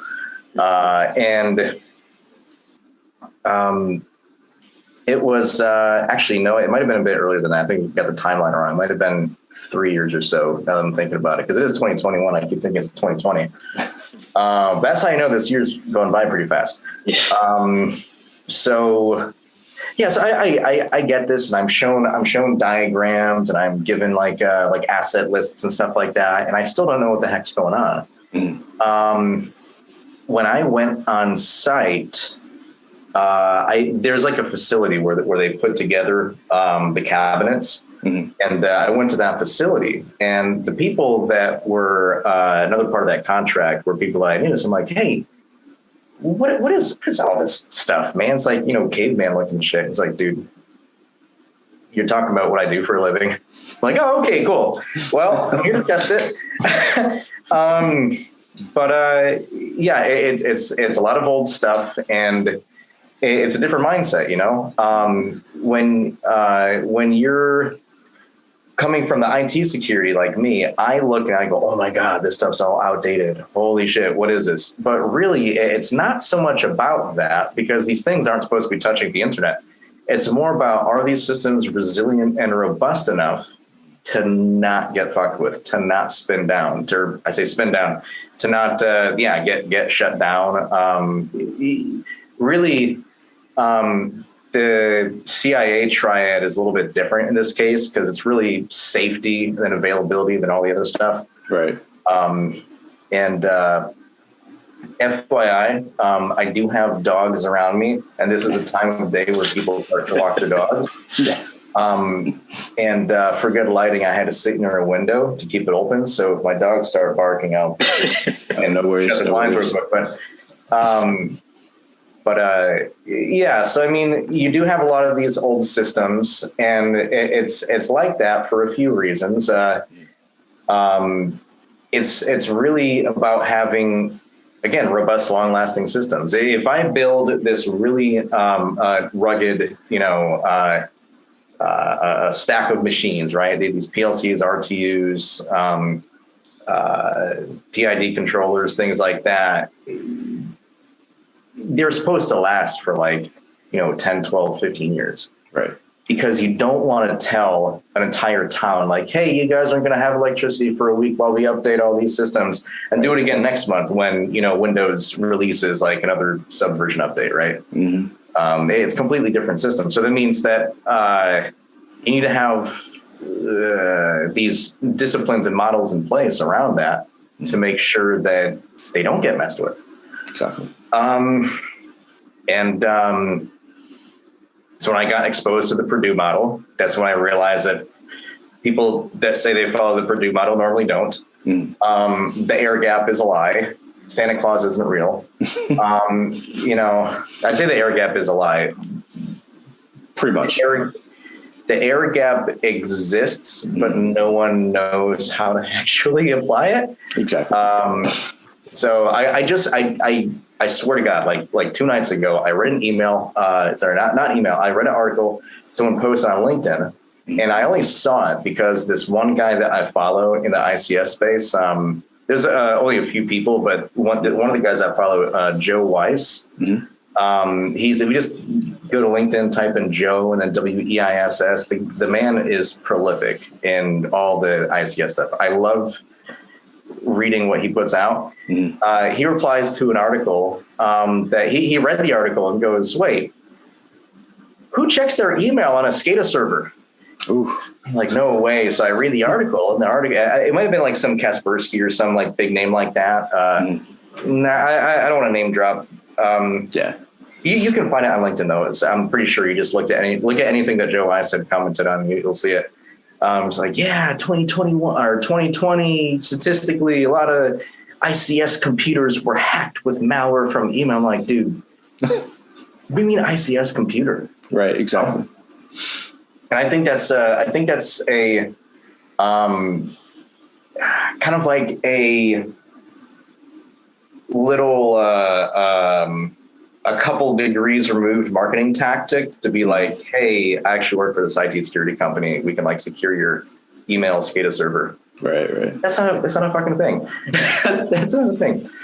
I don't know. It does get me really aggravated to think about, because there are a lot of really good people out there that do know what they're doing on the ICS security side. Yeah. And then there's the people that just hawk material to be like, hey, Oldsmar wouldn't have happened if they patched their systems. And then it's well, now there's this whole conversation about, do you really know what is going on there? Exactly. And it wasn't an IT problem. I mean, granted, technology was used in the attack, but I think people see the word team viewer and they go, oh, update patch, add a new password, change your passwords. Right. To me, I'm like, why the hell is that on the internet?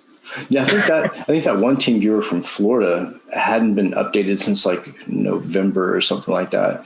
And here's the bad part is that nobody knew that it was connected to the internet. Like nobody knew that team viewer is exposed to the internet. They used it internally. So it was like, how did that system end up on the internet without you even knowing it? Like, here's my thought when it comes to ICS and SCADA. I think that everybody, should have to get the regulatory compliance pen tests and scans. But here's the deal. If you have anything that's open to the internet or exposed to the internet, it should be an immediate fine and shut down until you can fix it. Because that's minimal. I mean, if you can't lock down your perimeter and you're controlling all the nation's water or that county's water or electric, there should be some accountability there. And I think the reason why we've seen so many gaps in security is the fact that there is no accountability. A lot of companies would rather take a fine than actually do the work.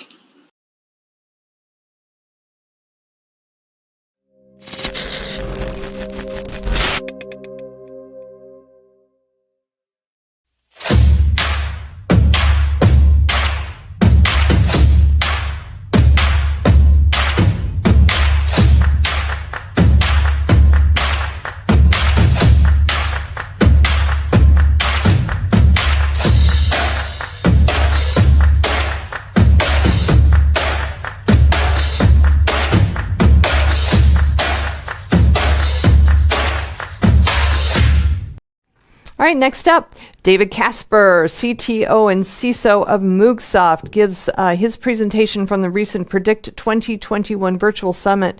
The future of observability is intelligent tooling, talking about the inclusion of AI into observability tools and technologies and how that is impacting the market at large, what we can expect to see. It is a fascinating presentation, so let's get to it.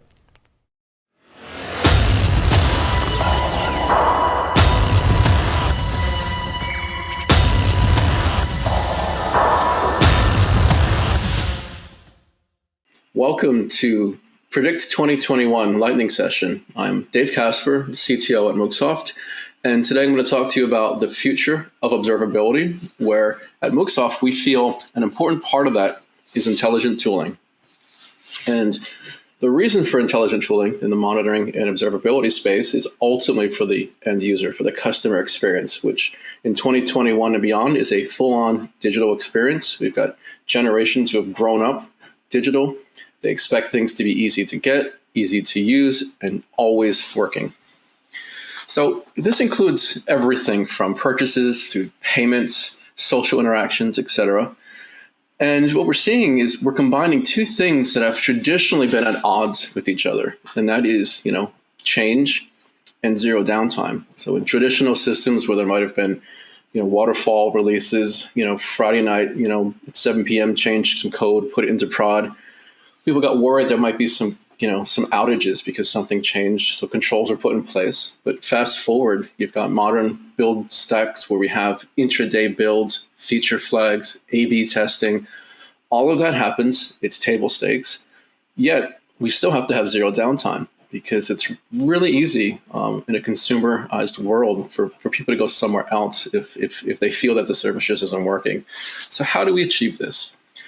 Well, firstly, behind the scenes, despite all the wonderful automation with build pipelines, we still have humans, right? And these humans are teams that have limited funding, right? They've got lots of things on their plate, and they're fighting the traditional problems of too many alerts, or the alerts come in not quite the right way. They've got to tune them, or they're missing things. There are gaps in the alerts, or the alerts come without context. And so all of that combined with writing traditional rules, and the rules are for two reasons. Often it's because there's just too much data, so suppression is happening, or the rules are trying to make sense of the data.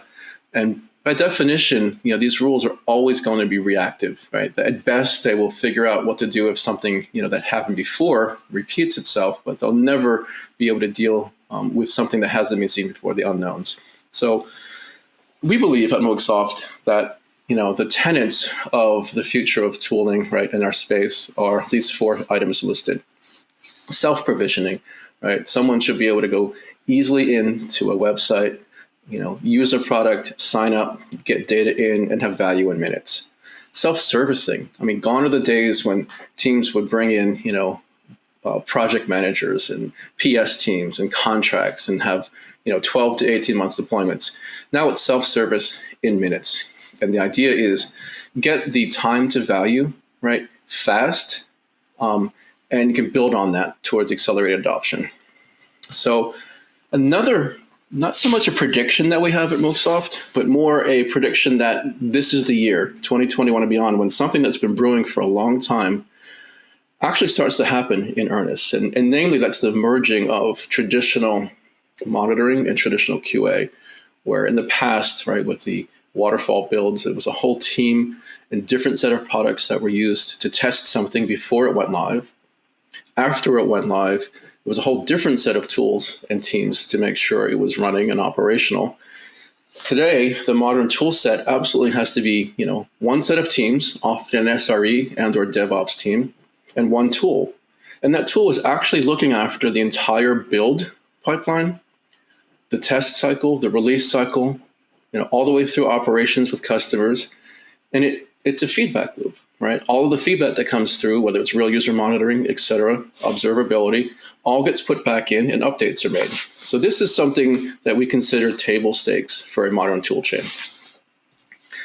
So let's talk about observability. And we've got, and represented by the pyramid here, we've got 5 levels or layers of observability. And I'm going to talk about them a bit. And they kind of build from the bottom. So if I start at the bottom, we're talking about low-level telemetry, metrics, logs, traces, user experience. And ideally, these are coming from things like, standard-based, cloud-native compute foundation or OpenTelemetry. The next layer, we add to that events, changes, and anomalies that may have been automatically detected from the lower-level telemetry. We group all of that together at the correlation layer. And this is where the AI kicks in, the machine learning kicks in. This is where we want to have noise reduction. We want to have intelligent grouping of alerts and have it be AI driven. And then we get to the next level. And that's where we apply causality. This is where we have AI and ML actually look for and suggest what is causal, right? Actually noticing if something has happened before and how was it fixed before. And we get all of this, and finally, action, right? I mean, the whole point of this is action. And Microsoft believes that the best action is proactive, meaning in a previous generation of tools, right, it might have been just too many alerts, too much coming through for operators to even notice the unusual warnings. They were there, just hard to see. So having tools that are able to surface those, bring them to the forefront while they're still at the warning stage is the best kind of action, and that you can notify the right people in real time, have collaboration, and then remediate. Or in the case when something does happen to get to a service impacting state, it's just to bring the service back up as fast as possible. Keep the low MTTR. So the steps to reaching observability, it does not have to be a multi-year, large, big bang transform project. What we believe is that observability is something you can actually start and get value in minutes, hours on the first day, and then work your way towards, an ultimate level of maturity and adoption. The slide here is just a quick high level of what we mean by that. We're on the lower left. It's talking about getting data into a system and applying analytics and finding anomalies very quickly. Building on that, then as you mature, you get a little bit more to the the causality and the additional automations. And at the beginning, it might be where operators are informed. The AI tells them, hey, we think this is what is causal. Here's what you should do. And they do it, and it reduces the MTTR. As operators trust this, you get this shift left where you can start building automation and actually add automation into the system. So the same exact layout, but we're showing it from a data perspective, coming left to right. So we've got all of the telemetry, billions of metrics, billions of events and logs and messages. They're all getting sent into the AI system, which in this example is Microsoft. We're automatically determining if there are anomalies, we are automatically doing noise reduction and grouping that all together. And again, the idea here is amongst all of this data, instead of having multiple tickets, inefficient teamwork, and those really important warnings getting missed, we're actually surfacing all of that, creating an incident, buttoning the whole thing up into a nice package, and getting the real-time collaboration happening. Let's show what that looks like in a real-world example. So I'm actually going to switch to the Mooksoft console. All right, let's hop over into the Mooksoft console, and I'll show some of the topics in action. So the very first step, as mentioned, is kind of the ease of getting data into a system. And here we're going to install a collector to get data in. And we like to say at Mooksoft, this gives us the ability to kind of get value in less time than it takes to make a cappuccino. So let's just show that. I'm going to click on the start button. I'm going to get a collector a name. Doesn't matter what I call it. I'll call it my collector. I'll pick the platform. I'm going to leave this auto discovery on.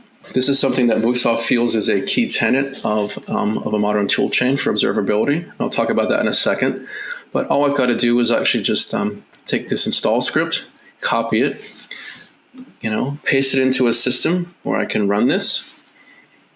3, 2, 1, less than 3 seconds, I've actually got the system up and running. So if I were to go back and view my collectors list, you can see that I've got a collector installed.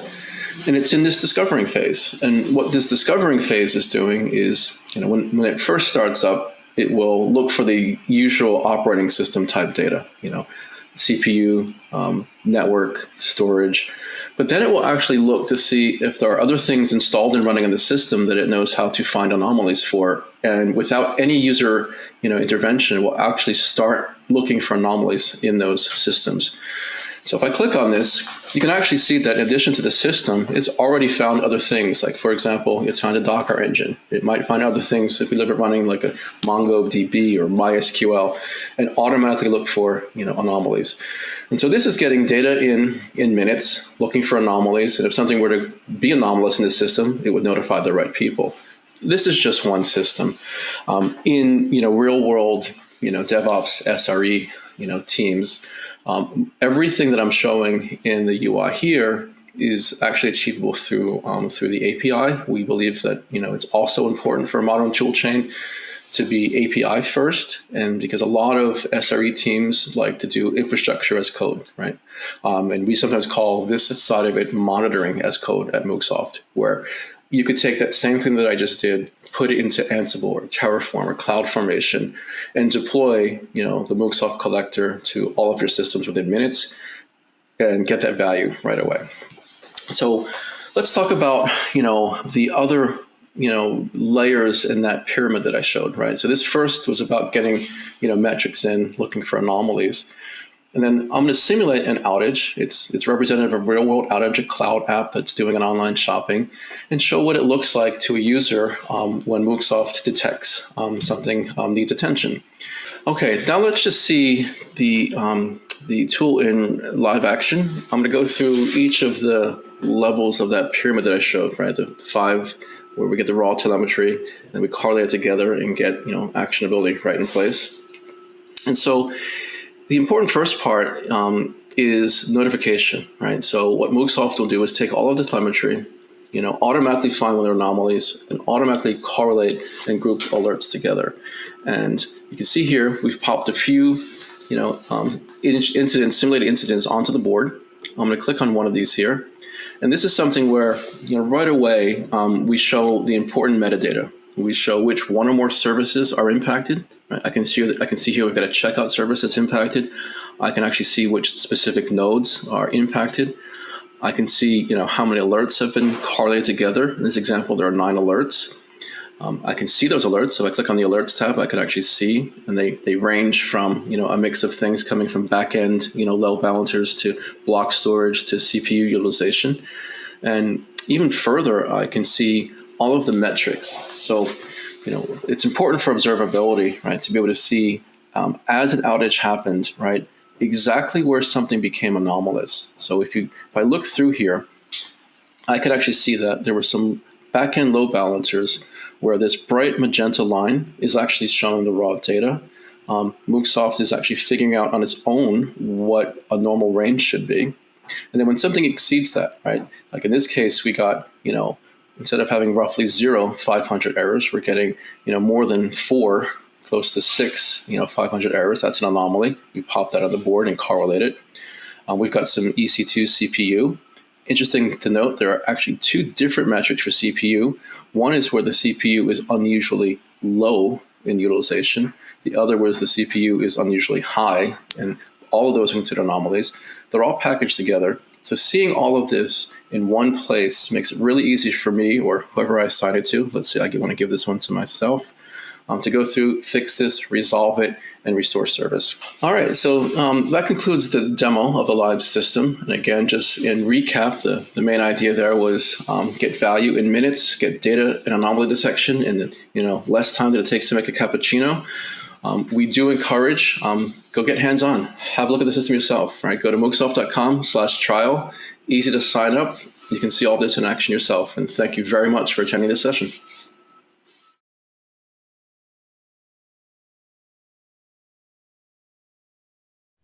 Hey everybody, happy Monday. This is Charlene O'Hanlon, and I'm here now with the Monday headlines for you. First up on DevOps.com is an article that looks at continuous testing and the quest for quality at speed. Isn't that what DevOps is all about? Well, yes, but it does present a serious challenge for assuring the quality of the software that is delivered. In fact, testing activities span end-to-end software value streams and often account for more than 50% of bottlenecks. Continuous testing is one way organizations can reduce those bottlenecks, but it needs to be done the right way. Continuous test strategies that accelerate all aspects of testing can have a major impact on speeding up lead time for continuous delivery of quality software.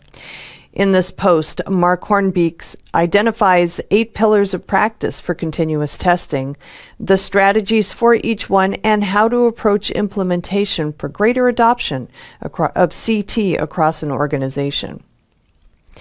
And we have an article that looks at the concept of low-code ops and how it can help transform DevOps. Low code happens to be the topic spotlight for April, and over the past year, most of us have become quite familiar with low code, as so many organizations have adopted low code technologies to help them adapt their processes and technologies to weather the pandemic storm. Low code also has been a major element of many digital business transformations over the last 12 or so months.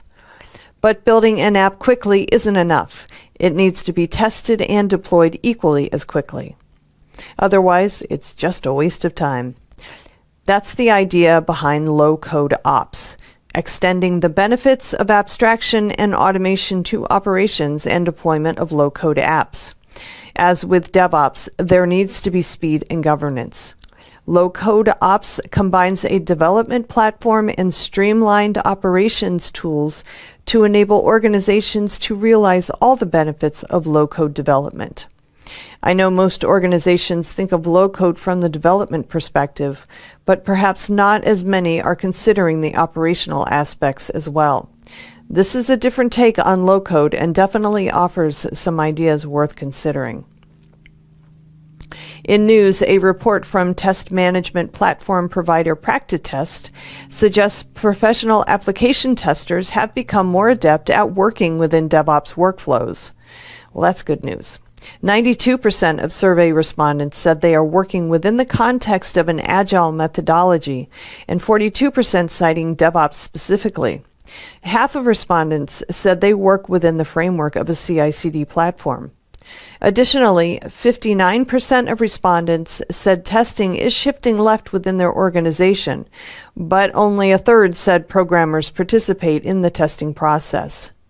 That level of DevOps inclusion suggests that rather than shifting testing completely left onto the shoulders of application developers, a more nuanced approach to application testing is taking hold as professional testers learn to work within the sprints that make up a DevOps workflow.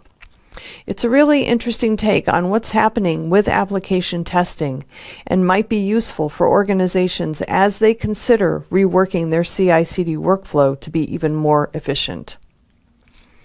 All right, over on Container Journal, Cyberark has launched an open source penetration testing framework for testing Kubernetes environments. It's called Kubesploit. As more instances of Kubernetes clusters are deployed in production environments, cybersecurity teams lack the tools required to mimic real-world attack clusters against Kubernetes environments. Kubesploit makes it possible for so-called red teams to stress test cybersecurity against a platform that legacy penetration tools don't support. Kubesploit is written in Golang and based on the Merlin project, which is a cross-platform post-exploitation HTTP2 command and control server and agent tool. That's a mouthful. And it does more than simply scanning for vulnerabilities in container images, which has pretty much been the way container security has been handled in the past. For its part, Cyberark has significantly increased its Kubernetes security research and development efforts in the last year. Most recently, the company illustrated how weaknesses in the container network interface employed to connect Kubernetes pods might be exploited by cybercriminals. Research such as this and new tools such as Kubesploit will go far in helping move container security beyond its meager presence now. All right, over on Security Boulevard, we have an interesting article on whether organizations should hire a cybersecurity forensic specialist. The need for computer and digital forensic experts is growing significantly due to the increase in cyber attacks, with digital forensics skill sets becoming a critical element in helping IT security teams learn from security incidents. Computer forensics help IT security professionals learn more about the techniques that cybercriminals use and abuse so that they can implement security controls that make those techniques less successful. That can be a key part of an organization's risk management approach, which can be especially useful in industries that have tighter legal and compliance requirements. This article takes a look at the need for cybersecurity forensic specialists in today's business environment and offers some insight into how such a role fits into an organization's overall IT strategy, as well as some of the skills the right person should have to be an effective cybersecurity forensic specialist. Interesting stuff. And finally, we have a very valid argument about why one tired old security cliche needs to be retired. Specifically, the defender's dilemma, or the idea that breaches occur because attackers only have to be right once, whereas defenders have to get cybersecurity right every single time. Yes, we get it, but this implies that no matter what you do, you are bound to fail. And that is not the mindset organizations should have in protecting their precious assets. This article discusses some of the things organizations can do to break out of the defender's dilemma by establishing a risk management program which aligns with established processes. Operating a comprehensive risk management program that is supported by people, policy, and technology works without the unattainable burden of perfect security. And that is a much more positive approach to besting the bad guys. All right, that's it for today's edition of the headlines. I will be back tomorrow with a brand new batch for you. Until then, have a great day. Please stay safe. This is Digital Anarchist. Hey, everybody. Welcome back to TechStrong TV. I am so excited for this next segment. I have some very, very smart people here. We're going to talk about Identity Management Day. So first up, we have Julie Smith, who is the Executive Director at IDSA. Hi, Julie. Thanks so much for joining me today. Good morning, Charlene. Thanks for having me. You bet. You bet. And we have Brad Shoemake, who is the Chairman of IDMD. Hi, Brad. Thanks for joining me today. Really, really appreciate seeing you as well. Thanks for having me here. And as always, welcome back to Kelvin Coleman, who's the director of the NCSA, executive director of NCSA. Kelvin, always a pleasure to see you. Charlene, it's great to be with you again today. So let's talk about Identity Management Day. I was saying offline before we got started, I had no idea this is a thing. So tell me about it. Tell me how it got started, and everything anybody needs to know about Identity Management Day.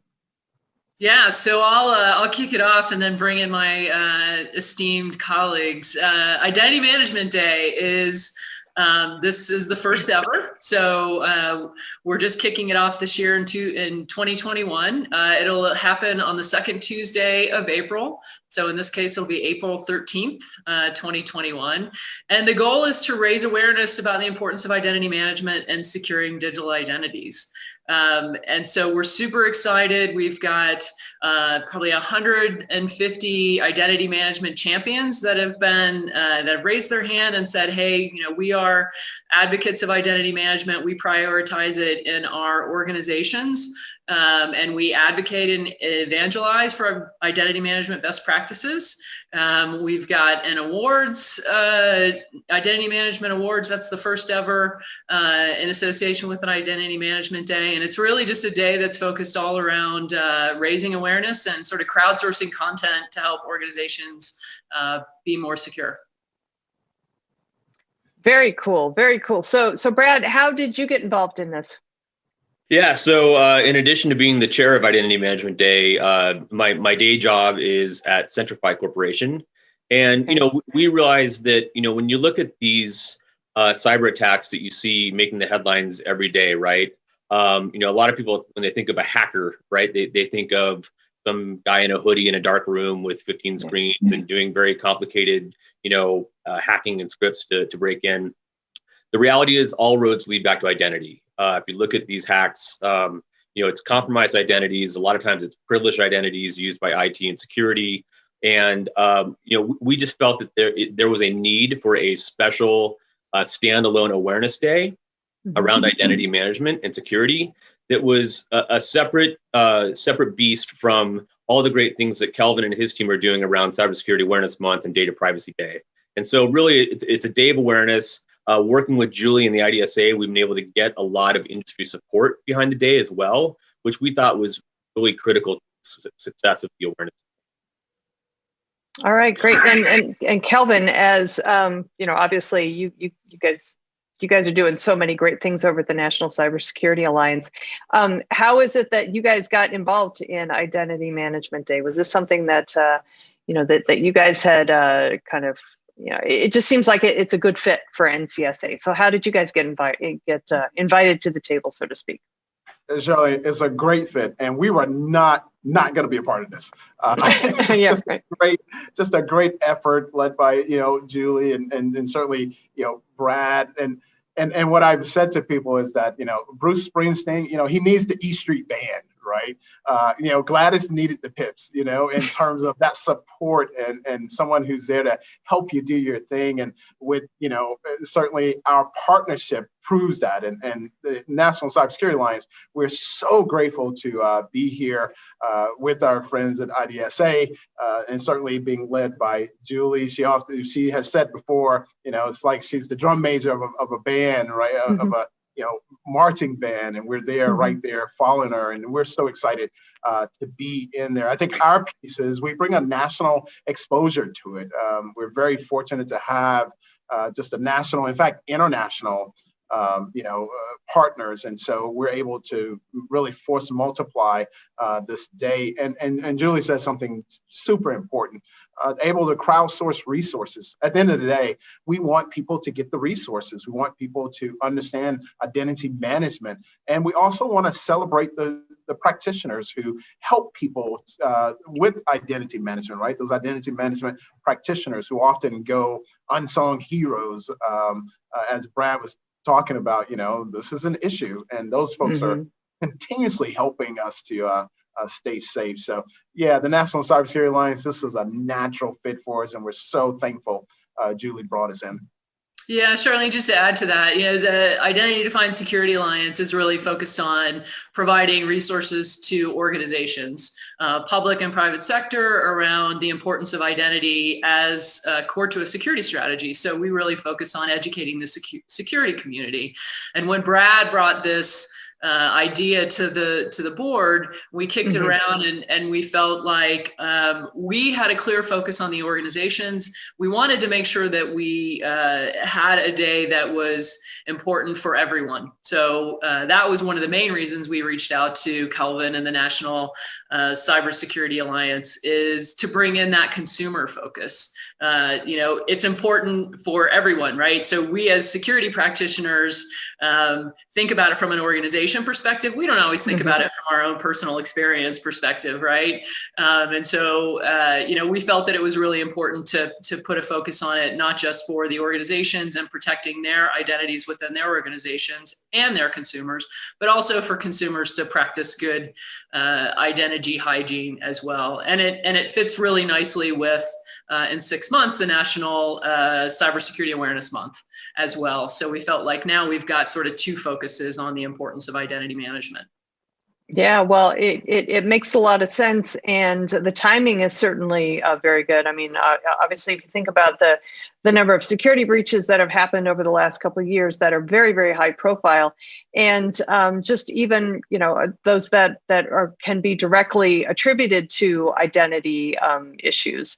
So what was it about this particular time period that really made it kind of the right time, if you will, to have something like the Identity Management Day? I mean, were there certain catalysts beyond? I mean, obviously beyond the security breaches that we've been hearing about, but what was it about this time period that made it the right time period? Yeah, I think we've seen, a significant disruption in our work lives, and certainly in our personal lives as well, since the pandemic started a year ago. And so, in inside organizations, digital transformation initiatives have accelerated.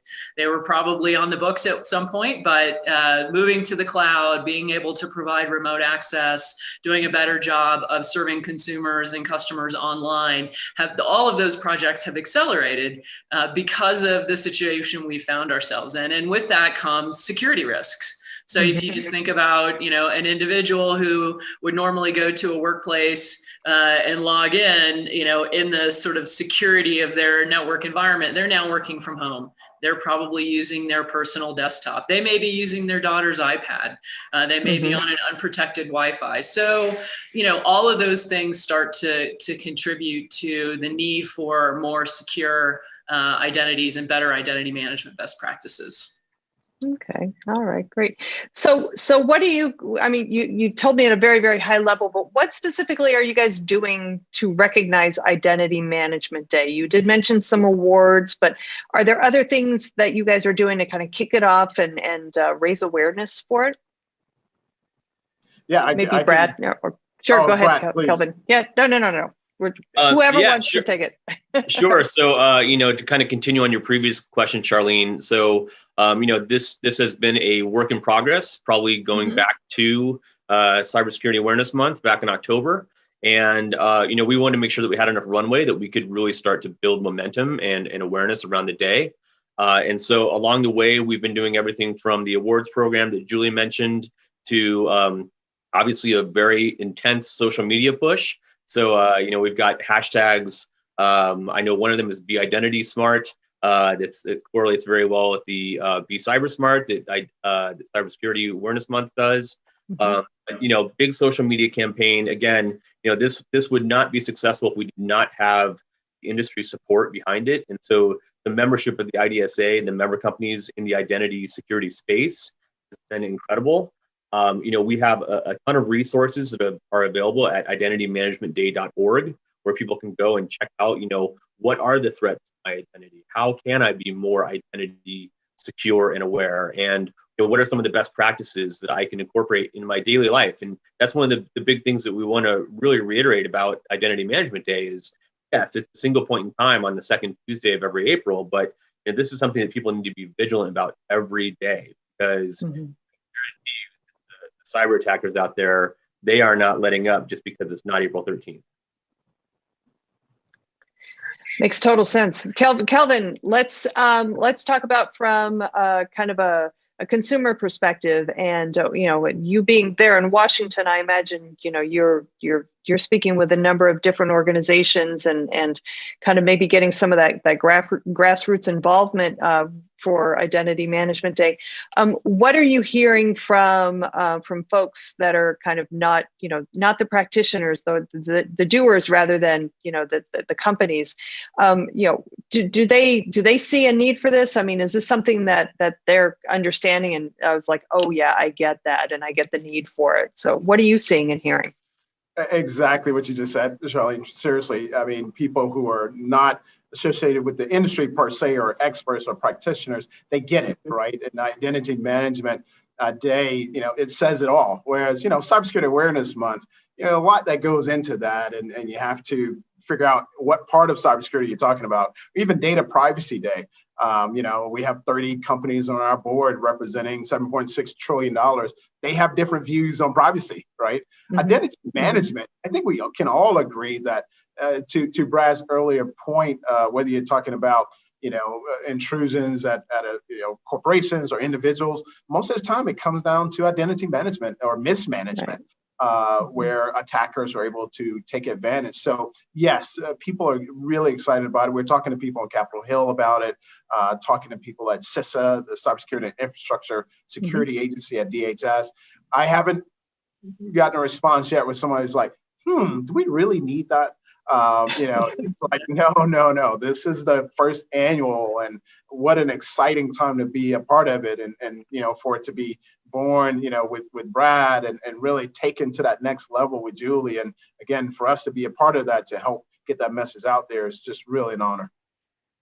Well, that's great. And I'm very excited to be, sharing the information with everybody too for TechStrong TV. So I do appreciate you guys coming on TechStrong TV and talking to me about it. And April 13th is this year's Identity Management Day. So beyond the hashtags and the social media, what can folks do on an individual level as part of Identity Management Day to help spread the word?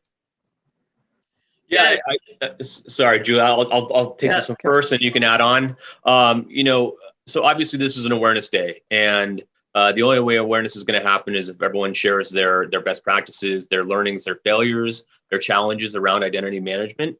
There's a variety of ways to do that. I already mentioned social media, blogging, articles, putting, just getting the word out.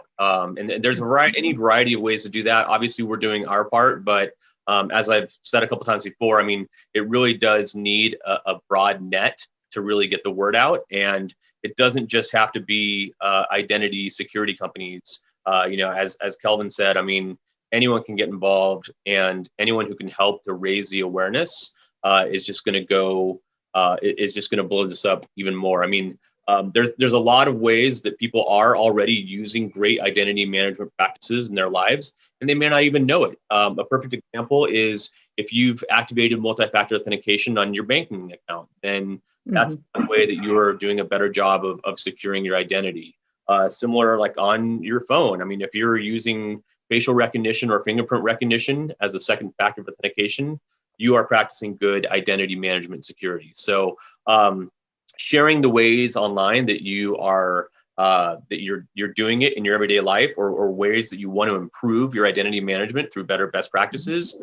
Any amplification that we can get of those messages is really what we're hoping to do with this Awareness Day.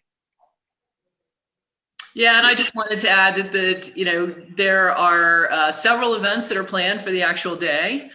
Starting at 12 p.m. Eastern time, there'll be a LinkedIn Live webcast where we'll announce the award winners, and we'll also have a panel of experts, probably more focused on the enterprise practitioner.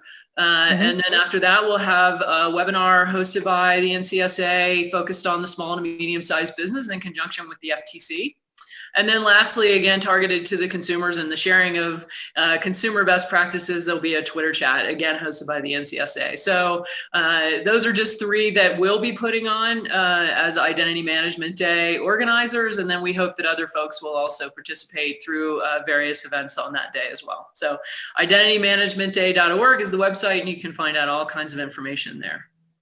Excellent. Excellent. Well, it sounds like a great endeavor. I wish you guys the best of luck. I know we'll do what we can to help promote as well. So, but Julie, Brad, and Kelvin, thank you so much for taking a few minutes and talking with me about Identity Management Day. And it's a great cause. I love it. I will practice identity management as part of Identity Management Day. I'll do what I can. So thank you guys. Appreciate your time and your expertise as always. Thanks, Charlene. Yeah. Thank you. Thank you. Yeah. All right, everybody, please stick around. We've got lots more TechStrong TV coming up, so stay tuned.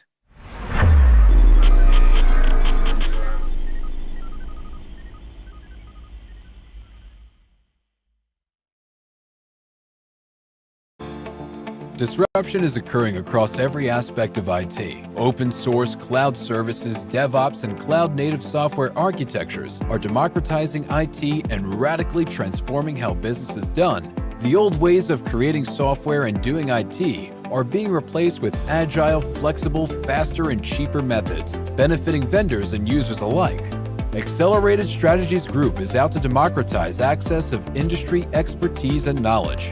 We use our expertise and experience to offer insightful, intelligent, useful information in a variety of formats relevant to the IT community, digital events, videos, reports, assessments, workshops, and implementation projects with tech vendors, IT organizations, and business leaders.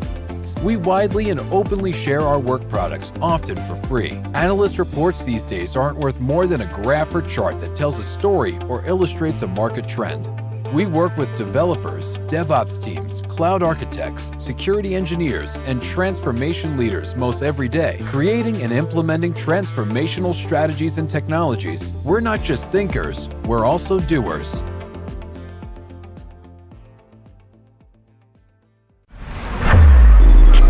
This is Digital Anarchist.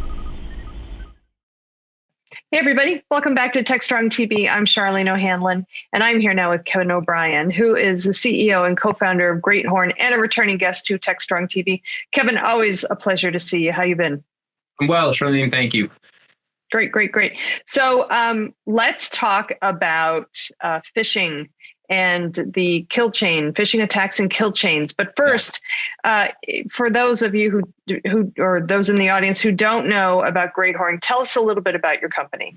Certainly.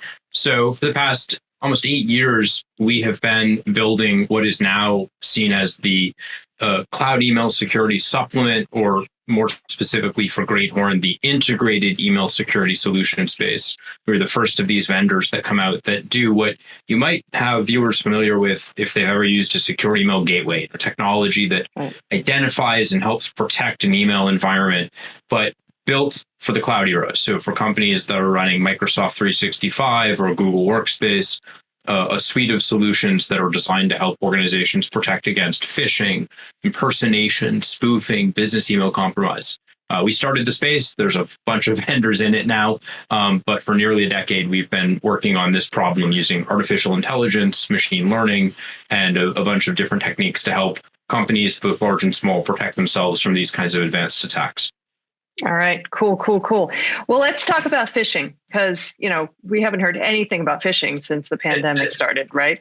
Yeah, it seems like phishing has become one of those topics of interest that has just kind of exploded since the pandemic started, and everybody was working from home, and we've all heard about the fact that folks are working from home, so their security controls maybe aren't as effective as they are if they were in the office, things like that. First of all, I guess I should ask, is that really true? I mean, have you guys really seen an increase in phishing attacks over the course of the pandemic? I mean, or is it all just kind of scare tactics? It's not scare tactics, but let me modify a little bit of that preamble. Mm-hmm. Email is a really fixed system, right? We've had email basically in the same state for the last 50 years. there are little modifications and additions that have been made, things that your viewers might know as email authentication or DMARC is often if you're going to get into email buzzwords, the buzzword you'll hear. But really, email is this finite system. And I like to tell people, email can only have a very few set of things it can do. It can look like someone that you know, but not really be from them. Whether that's an individual, a colleague, a company. It can have a bad link that if you click on it can do a variety of things, but typically you can break that down into steal your credentials or drop malware on your machine. Or it can have content, something written in it that you'll read as a human that gets you to do something that you shouldn't. Right. So what's changed over the course of the pandemic is that we're all stressed out. We're all working from home, meaning we don't have a big delineation between work and not work. Mm-hmm. And, there's a once in a generation, we hope, event going on that has everyone's cortisol levels way up here. So the attackers know this. And what they're doing is they are creating phishing campaigns that what we would in the old days call social engineering, play upon the stress that we're all undergoing. And just think about it. If I sent you a note and said, your colleagues, 2 of them have COVID, and here's the spreadsheet that shows when you were last exposed. Yeah. Or if I said, good news, you can get the vaccine tomorrow. Here's the location to go to. Click on this link. Suddenly I'm tapping into something almost primal, right? That kind of urgency. That's the difference of what the last year has looked like. The historic version of phishing is, hey, can anyone open this bonus spreadsheet? Or can you reset your password or your mailbox is full? We still see lots of that. Mm-hmm. But these very unscrupulous attackers are like, I know how to get you psychologically. And that's what they're doing. It's not novel in the sense of it's suddenly something we've never seen before, but it's the nature of the attack. It's the way that they're deceiving people that's changed. Okay. So let's talk about a kill chain, though, as it relates to phishing attacks.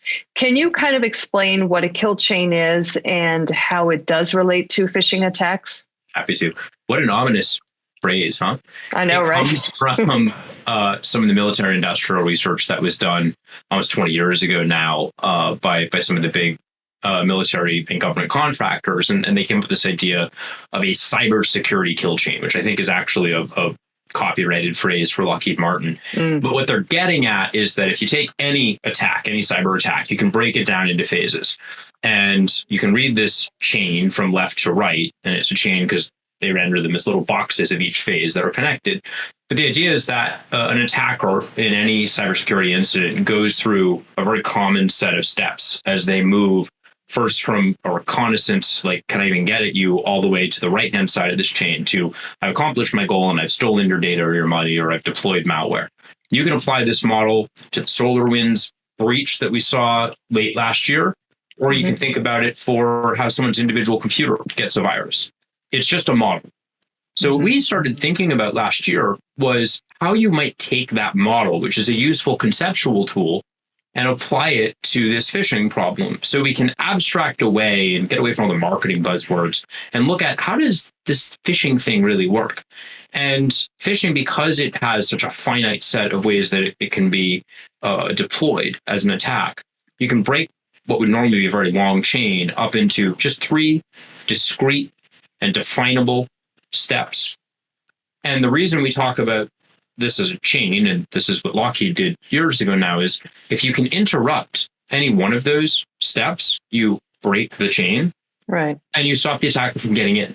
So a kill chain in general is a model that a cybersecurity professional can use to understand what's going on in an environment and figure out how to go after it. The cybersecurity kill chain for phishing has just 3 pieces. It has a reconnaissance phase where an attacker says, let me go figure out how your email environment is configured.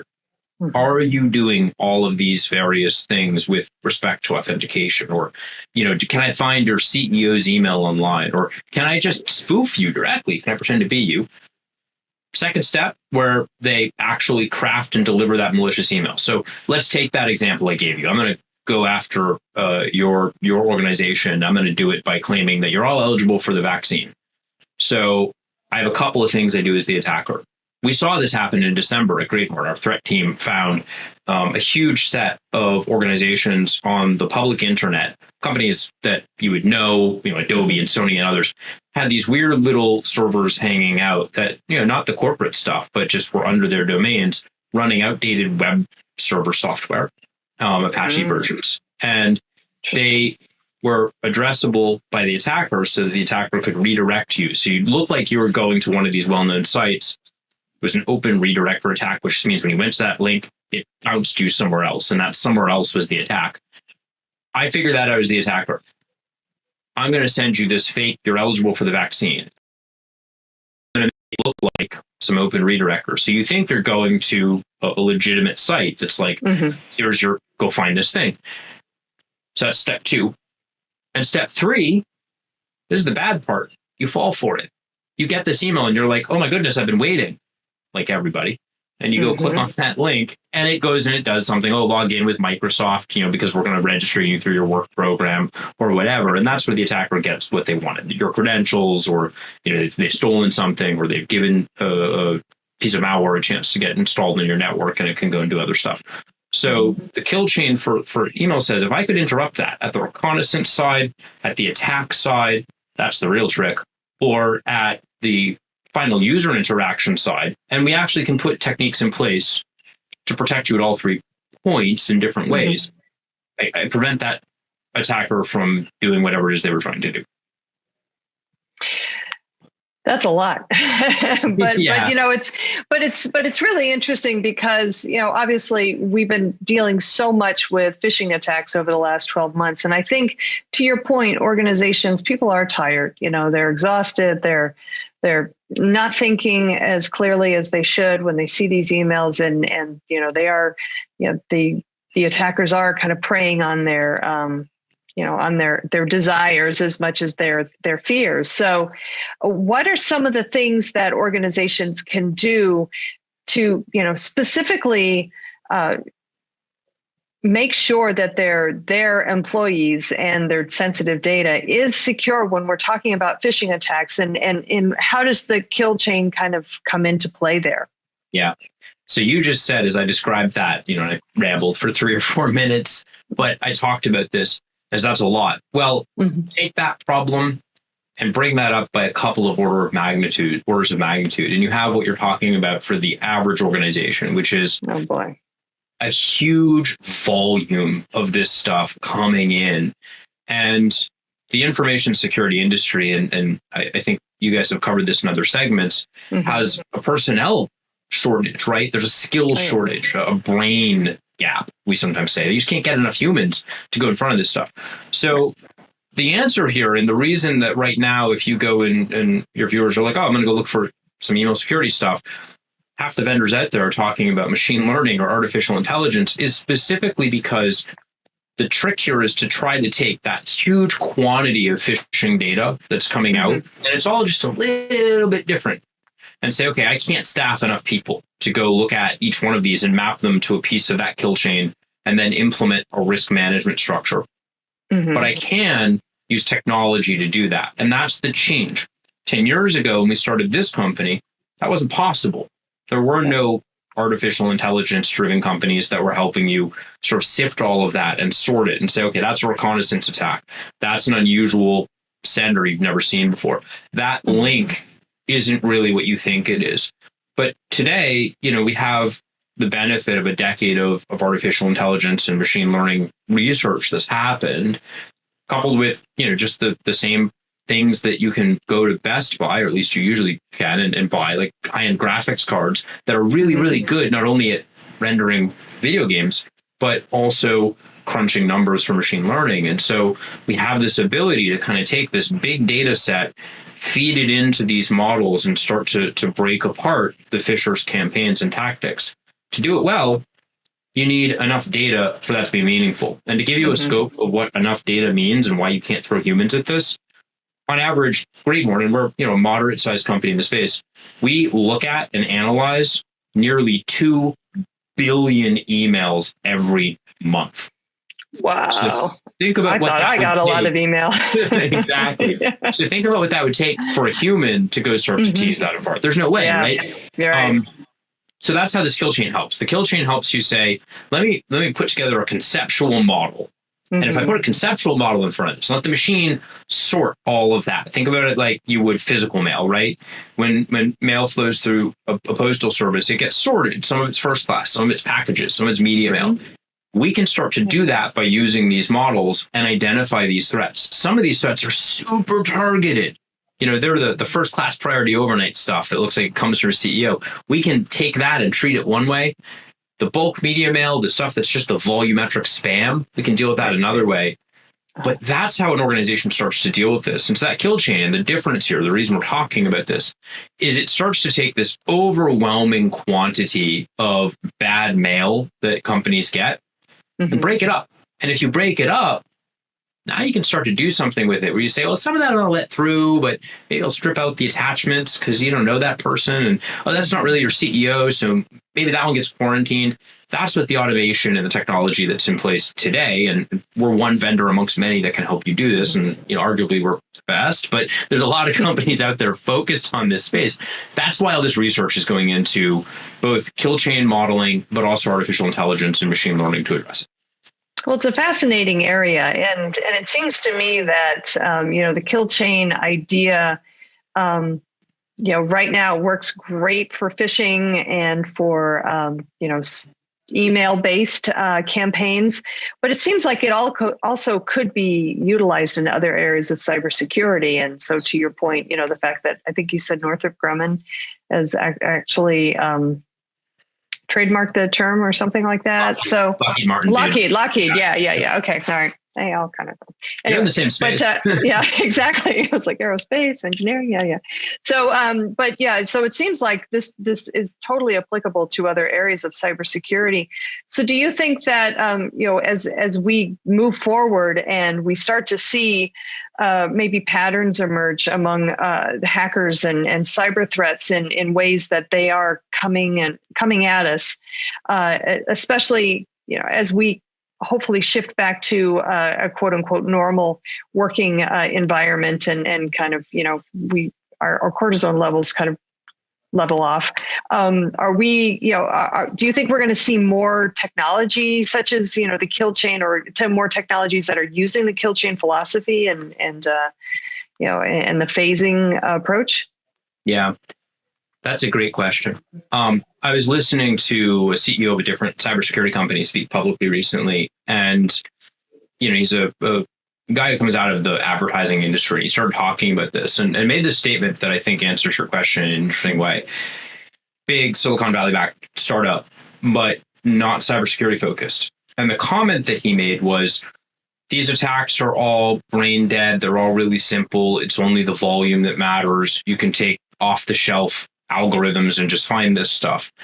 It's diametrically opposed to the argument that I and others who have long backgrounds, and I've been in the cybersecurity space for about 20-something years. I was an original member of a company called AtState way back when, a group of guys that stood up in front of the Senate in 1997 here in the States and talked about, why putting critical infrastructure online was a bad idea. And here we are in 2020 with the SolarWinds breach, which is about critical infrastructure for many people. There's a lot of profound and deep knowledge here. So cybersecurity professionals who have become vendors, and we've gone over to the dirty side of the house, as it were, are bringing the ideologies that come out of the military industrial space, like a kill chain, to bear, because we said, look, we've got 2.5 decades of experience thinking about this problem. It is absolutely in opposition to these companies that are, I would argue, trying to make a buck and focused on trying to make it sound like I just push the easy button and all of my problems go away. It's not true. So I think if you look at endpoint, you look at network security, you look at these other parts of cybersecurity, leading solutions and really sharp vendors who are well respected are working on applying the methodology similar to what we've designed with this cyber kill chain for email. And then you've kind of got a lot of noise right now. Which one wins? Well, unfortunately, the noise tends to get a lot of capital. But I think when you're a chief information security officer or you're an analyst and you've got some experience, you're like, wait a minute, I don't want the marketing buzzwords. How do I start to think about this massive problem when I don't have enough people or time? So, if the good guys win, and I think we used to talk about that as sort of the gray hats and white hats. then we're going to bring this methodology to bear and help take this problem and grapple with it. But it's a moment unlike any other that I've seen in 25 years with respect to how the industry is being funded. Yeah. Oh, yeah. Yeah. We've seen some really, really interesting things happen over the last 12 months with respect to funding. So that could be a whole other conversation. But Kevin, thank you so much. We're running up against a time crunch here, but thank you so much for joining me today and talking to me about the phishing kill chain methodology and philosophy behind it. So I do appreciate your expertise as always. So thanks again. My pleasure. All right, great. All right, everybody, please stick around. We've got lots more TechStrong TV coming up, so stay tuned.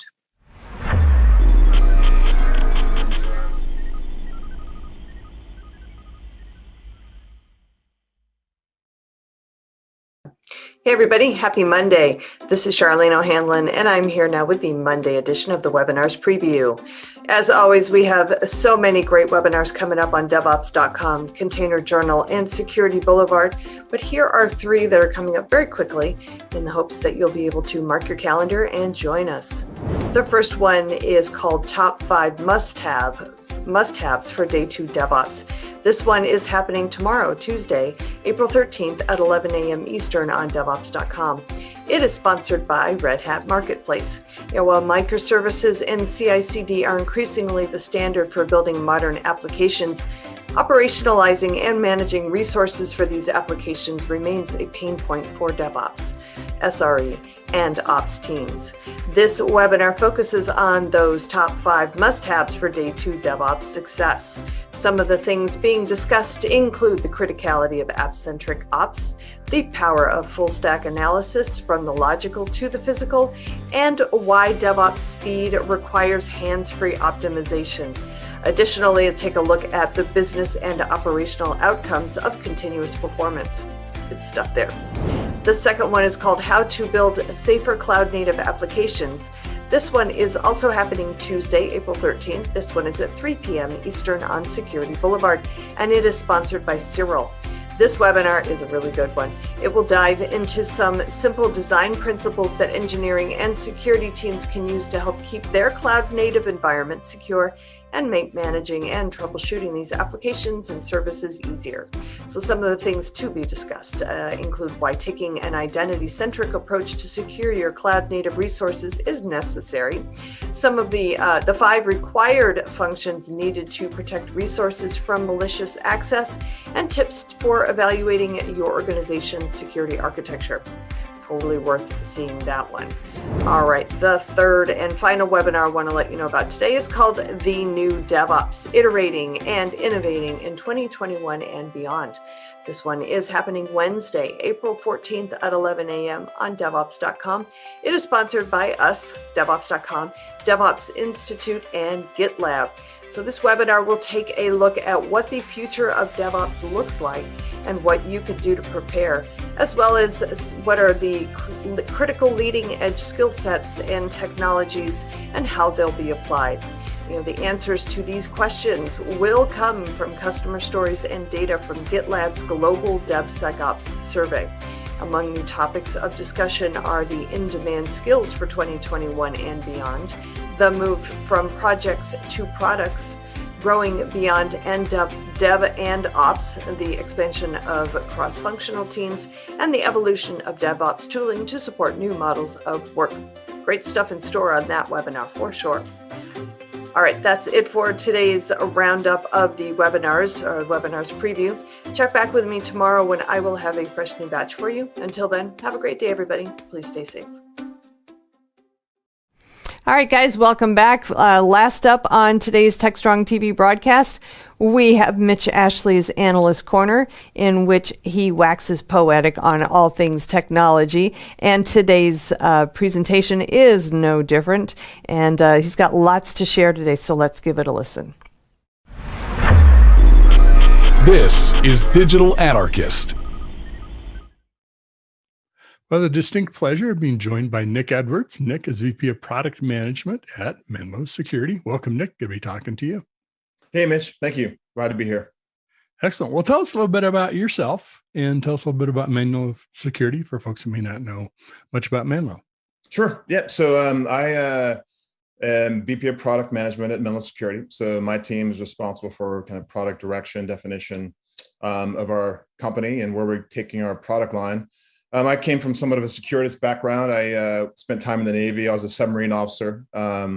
So I kind of feel like I've been, in the good guys versus bad guys world for a while. And, cybersecurity has always been something that's kind of near and dear to my heart, just because as a society, I think technology can bring on so many positive changes, but it's unfortunate that we have to deal with this overall drag of embracing it because people are capitalizing on it. And Menlo was started with the fundamental notion that how we've been going around fighting security is just not keeping pace with kind of where the bad guys are and where the threats are. In the traditional world, it's around letting traffic in and then inspecting it. You basically put the traffic stream underneath the magnifying glass. You have the petri dish. Is this a virus? Is this malware? Is this phishing? Whatever it may be.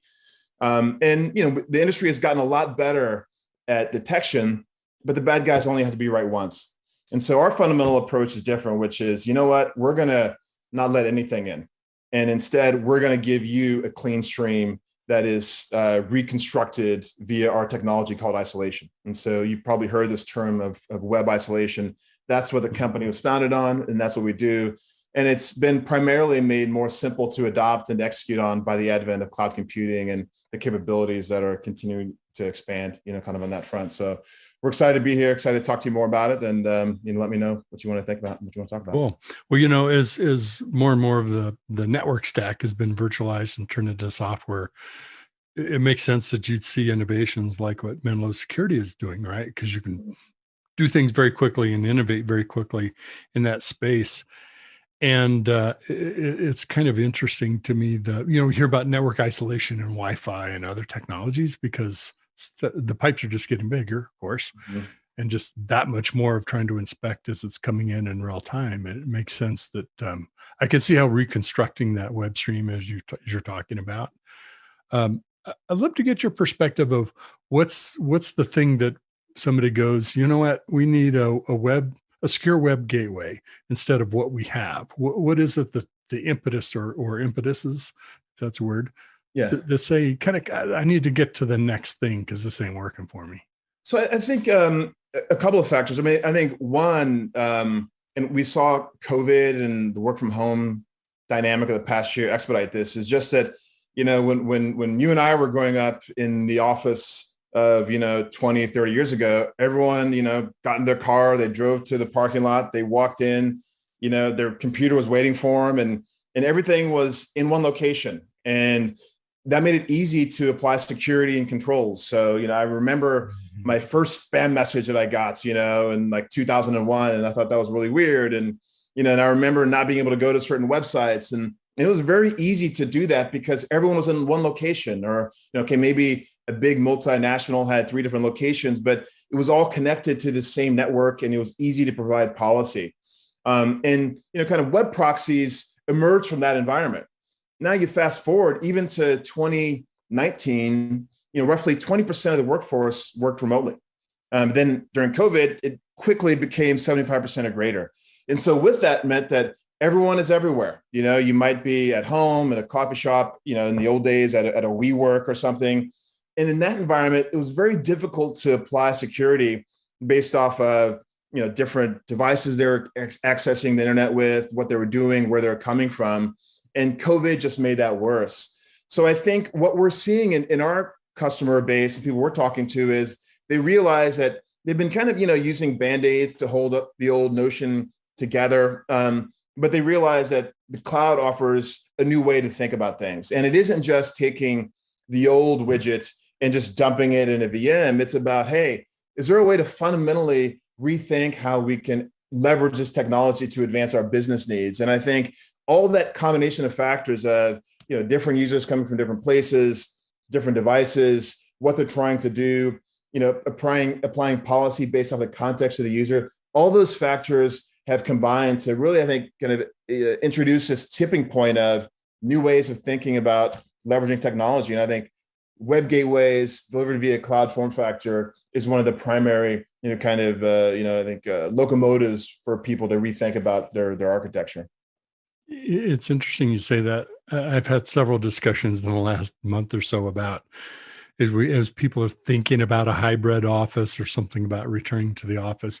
It's really easy to kind of fall back into, well, let's do what we've been doing, right, and make some adjustments. And I had to go through this transition actually a few years before this of thinking about it as just a work anywhere strategy, whether they're sitting in Starbucks or sitting in the United Club, they're in London or Denver or South Florida, wherever they are, and we're in an office or at home or on the beach or whatever. You just have to think about it. And I think that was one of the choke points we ran into with COVID is the natural tendency was, well, okay, swing all the traffic onto the corporate VPN, push it all through our existing pipes. And sometimes that can fall apart on you, right? It's just so much of a big swing. How do people need to rethink this, thinking in a secure gateway, web gateway mode? Yeah, so I think that whole trend that we described of put everyone on the VPN and then VPNs can't keep up. Call up our VPN vendor, give us 50 more boxes. I think what we're seeing customers reevaluate is instead of giving everyone access to everything, let's flip it on the head and say let's give them access to only what they need. Sales rep might need access to certain applications that an engineer might not need access to. The VPN model allows anyone who gets connected to have access to whatever. And cyber criminals realize that and they can move around laterally and they can exploit that. And the similar type of construct applies when you're facing the internet side of the network. Give people access to what they need, and secure web gateways via the cloud have much more granular capabilities to do that with tools like CASB, DLP inspection. I think cloud gives the ability to do things at scale that on-premise proxies can't. So for example, something as seemingly mature and pedestrian as SSL inspection, that's been around a while, but I remember in the old days having to, scale X number of proxies to be able to address the traffic. Now almost any website that is being used in a professional manner has SSL, and cloud allows you to inspect that very easily and very seamlessly. And from a Menlo perspective, Zero Trust says, hey, look, for internet-related applications, employ the same type of mentality, except you flip it on its head and say, don't trust any of this content from these websites. Okay, maybe you want to trust O365 from Microsoft, dedicated IP space domains. You may want to do that, or Zoom, for example. But other than that, you might want to say, let's just allow a clean stream to come in. And that's what Menlo does with our isolation by kind of stripping away all the active content, rewriting the web traffic, and giving this native experience to users in a way that doesn't disrupt their flow or doesn't require another agent to be deployed on their endpoint. Plus, you have the scalability of the cloud, right? So you're not looking at add another box, right, to do this. It's okay, great. Traffic doubles, we've got the resources right there. That's right. And there are some vendors out there, I think, in the cloud web gateway world who have done a lot to mature the industry's understanding of it. But there's, again, I mentioned this earlier, that properly capitalizing on the benefits of the cloud doesn't mean taking what you're doing on premise and then just dumping it in a cloud data center. It gives the opportunity to think about things anew and potentially consider new architectures and leverage the auto scaling of public cloud infrastructure where it makes sense, leverage the near infinite compute and all these things where it makes sense, but still be able to deliver the same type of capabilities. And that was kind of the approach that Menlo took, being kind of more of a cloud native security company delivering these capabilities to our customers. Mm-hmm. I wonder too if we have different software architectures that can tend to be more porous, with microservices, service mesh, et cetera. We have hybrid, just multi-cloud, so we've got a much more, in some ways, complex environment than we had in our on-premise data center. If that, I don't know, you wouldn't say it was complex, it was, but it's a different world. And the pace at which it can change is so much faster. I mean, you could have an application pop up in a week or a day or an hour that wasn't there, and now you have to be able to respond to, oh, sorry, we didn't enter a ticket for security to configure us, right? You need to be able to react quickly. What do you think are some kind of new applications that are pushing the boundaries of security that make it easier to do it in the cloud? So, I mean, I think in general, there's a proliferation of engineering teams inside organizations that are adopting the same type of model of just rapid iteration and agile development for their own products that they're releasing to their customers. And so the companies that we've seen are some that they may actually use a combination of AWS or Azure or Google, but they'll also probably use some of their own data center infrastructure they've already leveraged in a model that is very similar to AWS. So I think this notion of customers going through this migration path of going from all on-prem, maybe with a target of landing with nearly all SaaS, there will be this period of kind of hybrid modes where multi-clouds exist, their own or public cloud. And I think what we see is customers kind of chipping away at this over time, and an application that was on-prem, they say, okay, let's run it in our own kind of cloud data center type of thing, and then slowly migrate that over to AWS or whatever. So we see a lot of this kind of sequence staging of applications and assets. And with that means that the data, ends up kind of living in these different places, as the application evolves. So, from our perspective, this requires of our customers a rethinking not only of the technology assets, but also the team structure and the profile of the teams. All these teams, have to have some level of, application understanding, scripting, automation capabilities, whether you're the application developers or the networking teams or the SOC teams. And I think the vendors who will end up winning in this world from a security perspective will build security tools that play well in that environment. So we're talking about, having APIs that will work with their SOC teams, have APIs that will work with kind of the networking teams. So if they need to make network changes quickly, then the cloud applications will be able to respond accordingly. And so in that world, it helps kind of being API friendly and kind of cloud native, because hopefully that will easily extend to the environments that we're deploying in from a customer point of view. You mentioned several things I thought were really interesting. And one of them is that we're using many, many more SaaS applications, if you want to refer to Office 365 as the SaaS applications. But think how much more Slack and Team and other online non-premise applications that are being used in the cloud. And a lot of times those things don't go through IT, and maybe the finance department does their own conversion from what they're using to some cloud financial system or adding other apps to what they're doing. It seems like that ability to be able to isolate some of those environments, make sure that SSL is being used across all of that, making sure that, it's not a bigger pipe into a bigger world that's opening up the rest of the network through somebody else's service is a huge value, and having that visibility is super important. Yeah, I completely agree. And I think, one of the things when we talk about isolation as a technology construct, not only do we essentially kind of rewrite the web stream that lands on your browser, we also have a similar capability of doing that for documents. So for example, a good application is exactly what you mentioned with, SaaS services. And let's say you're, posting something on Dropbox, or maybe you're accessing something from webmail. Well, what we see customers wanting to do with our CASB solution is say, hey, look, we know there's all these SaaS apps. There's a world that we know are sanctioned by our company based off policy. So we're going to let people do what they need to do there, maybe insert security for file scanning and all that kind of stuff. But if it's an unsanctioned application, maybe we want our employees to still be able to go to webmail, but we don't want them to necessarily download documents and then potentially infect our environment.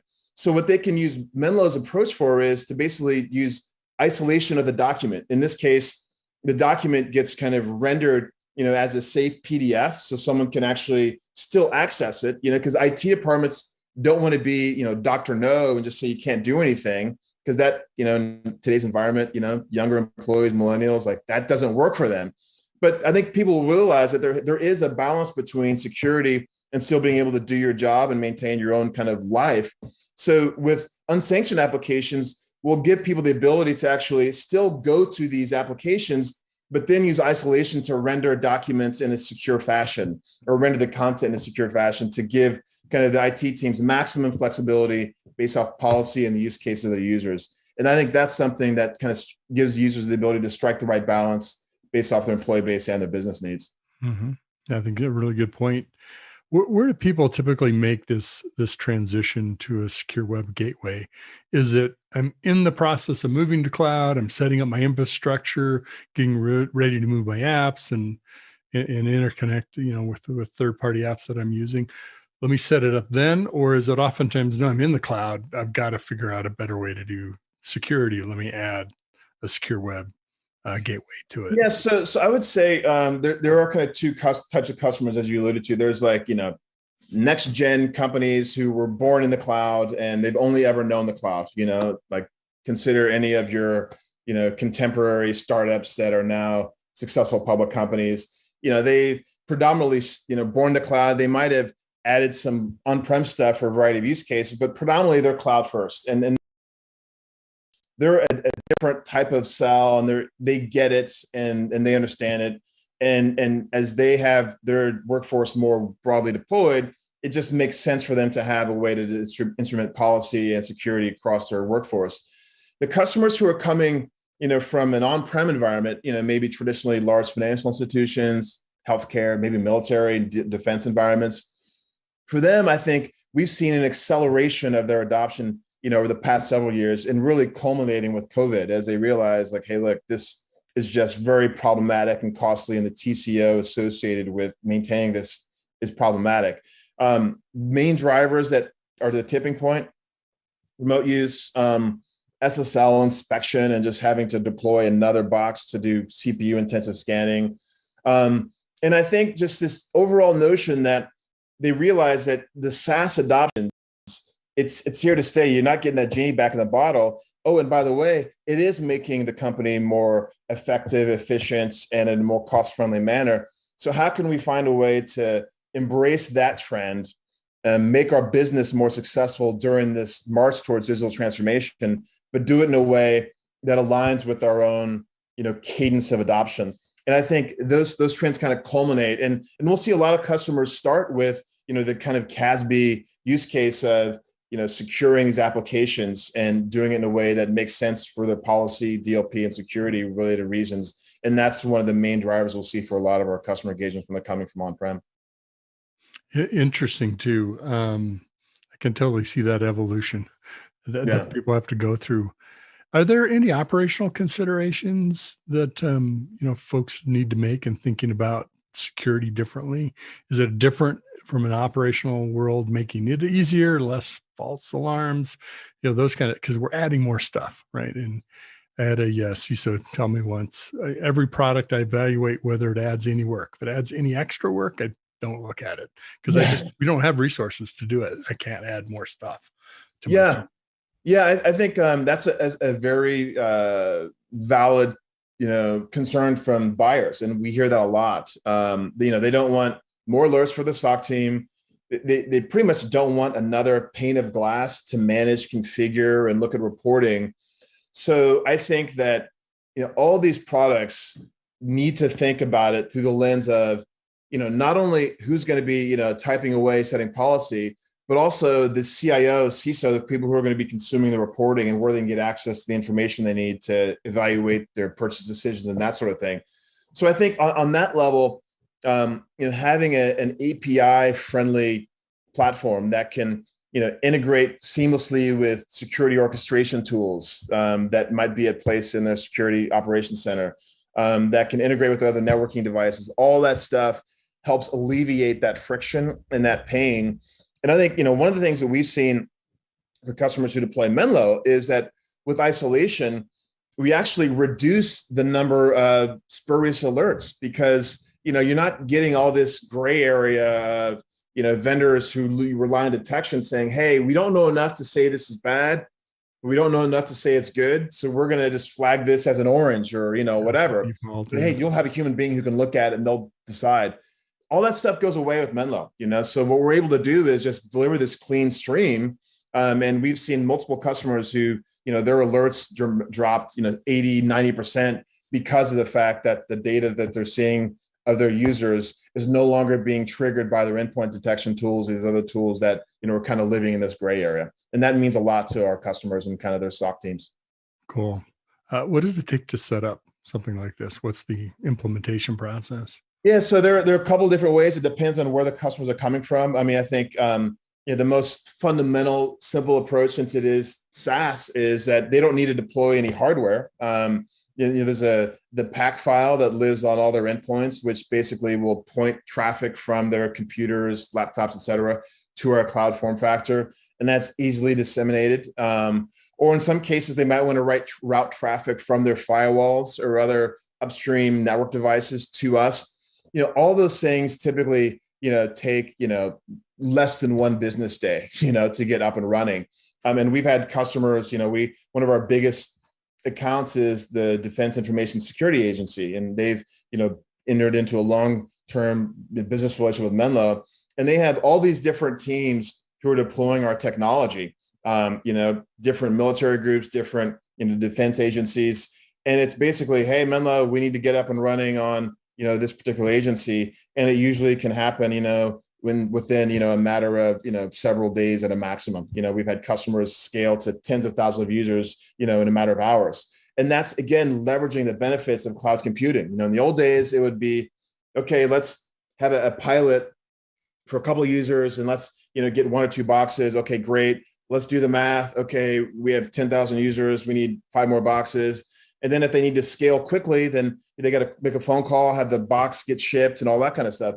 Cloud takes all that headache, all that thrash away, and you can just leverage the auto scaling that's inherent in cloud computing. And I think that's something that really will help expedite the adoption of this as customers become more and more comfortable with security and the compliance associated with it. I'm glad to hear that. You gave me a few flashbacks to where is it? It's in shipping. Okay. Who's going to rack and stack it? Okay. Who's configuring it? Okay. Who's testing and putting in, whoa.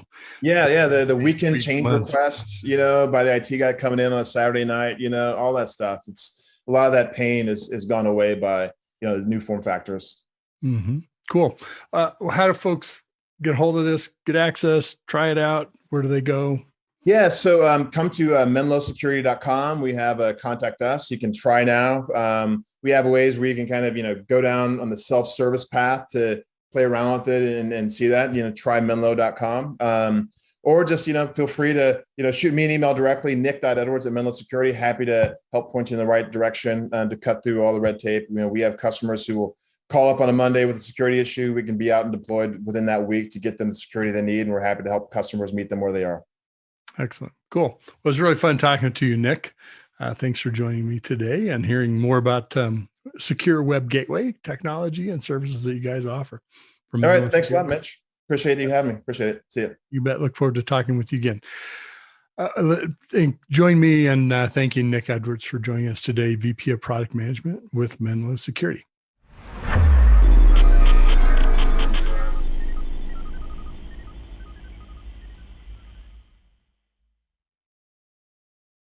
DevOps.com is the #1 online destination for DevOps education and community building. DevOps.com covers all aspects of DevOps, including DevOps best practices and tools, DevOps culture, DevSecOps, business impact, continuous testing, continuous delivery, and more. DevOps.com has the largest collection of original DevOps content, featuring breaking news, blog posts, podcasts, and more. Visit www.devops.com to learn more. DevOps.com, where the world meets DevOps.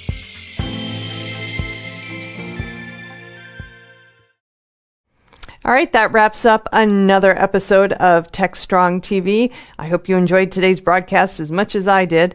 Please join us again tomorrow. We will have a brand new episode for you with lots of great speakers and guests on the show. I am so excited about tomorrow's lineup. It's going to be a great one. So I hope you can join us for that. And until then, have a great day, everybody. Please stay safe.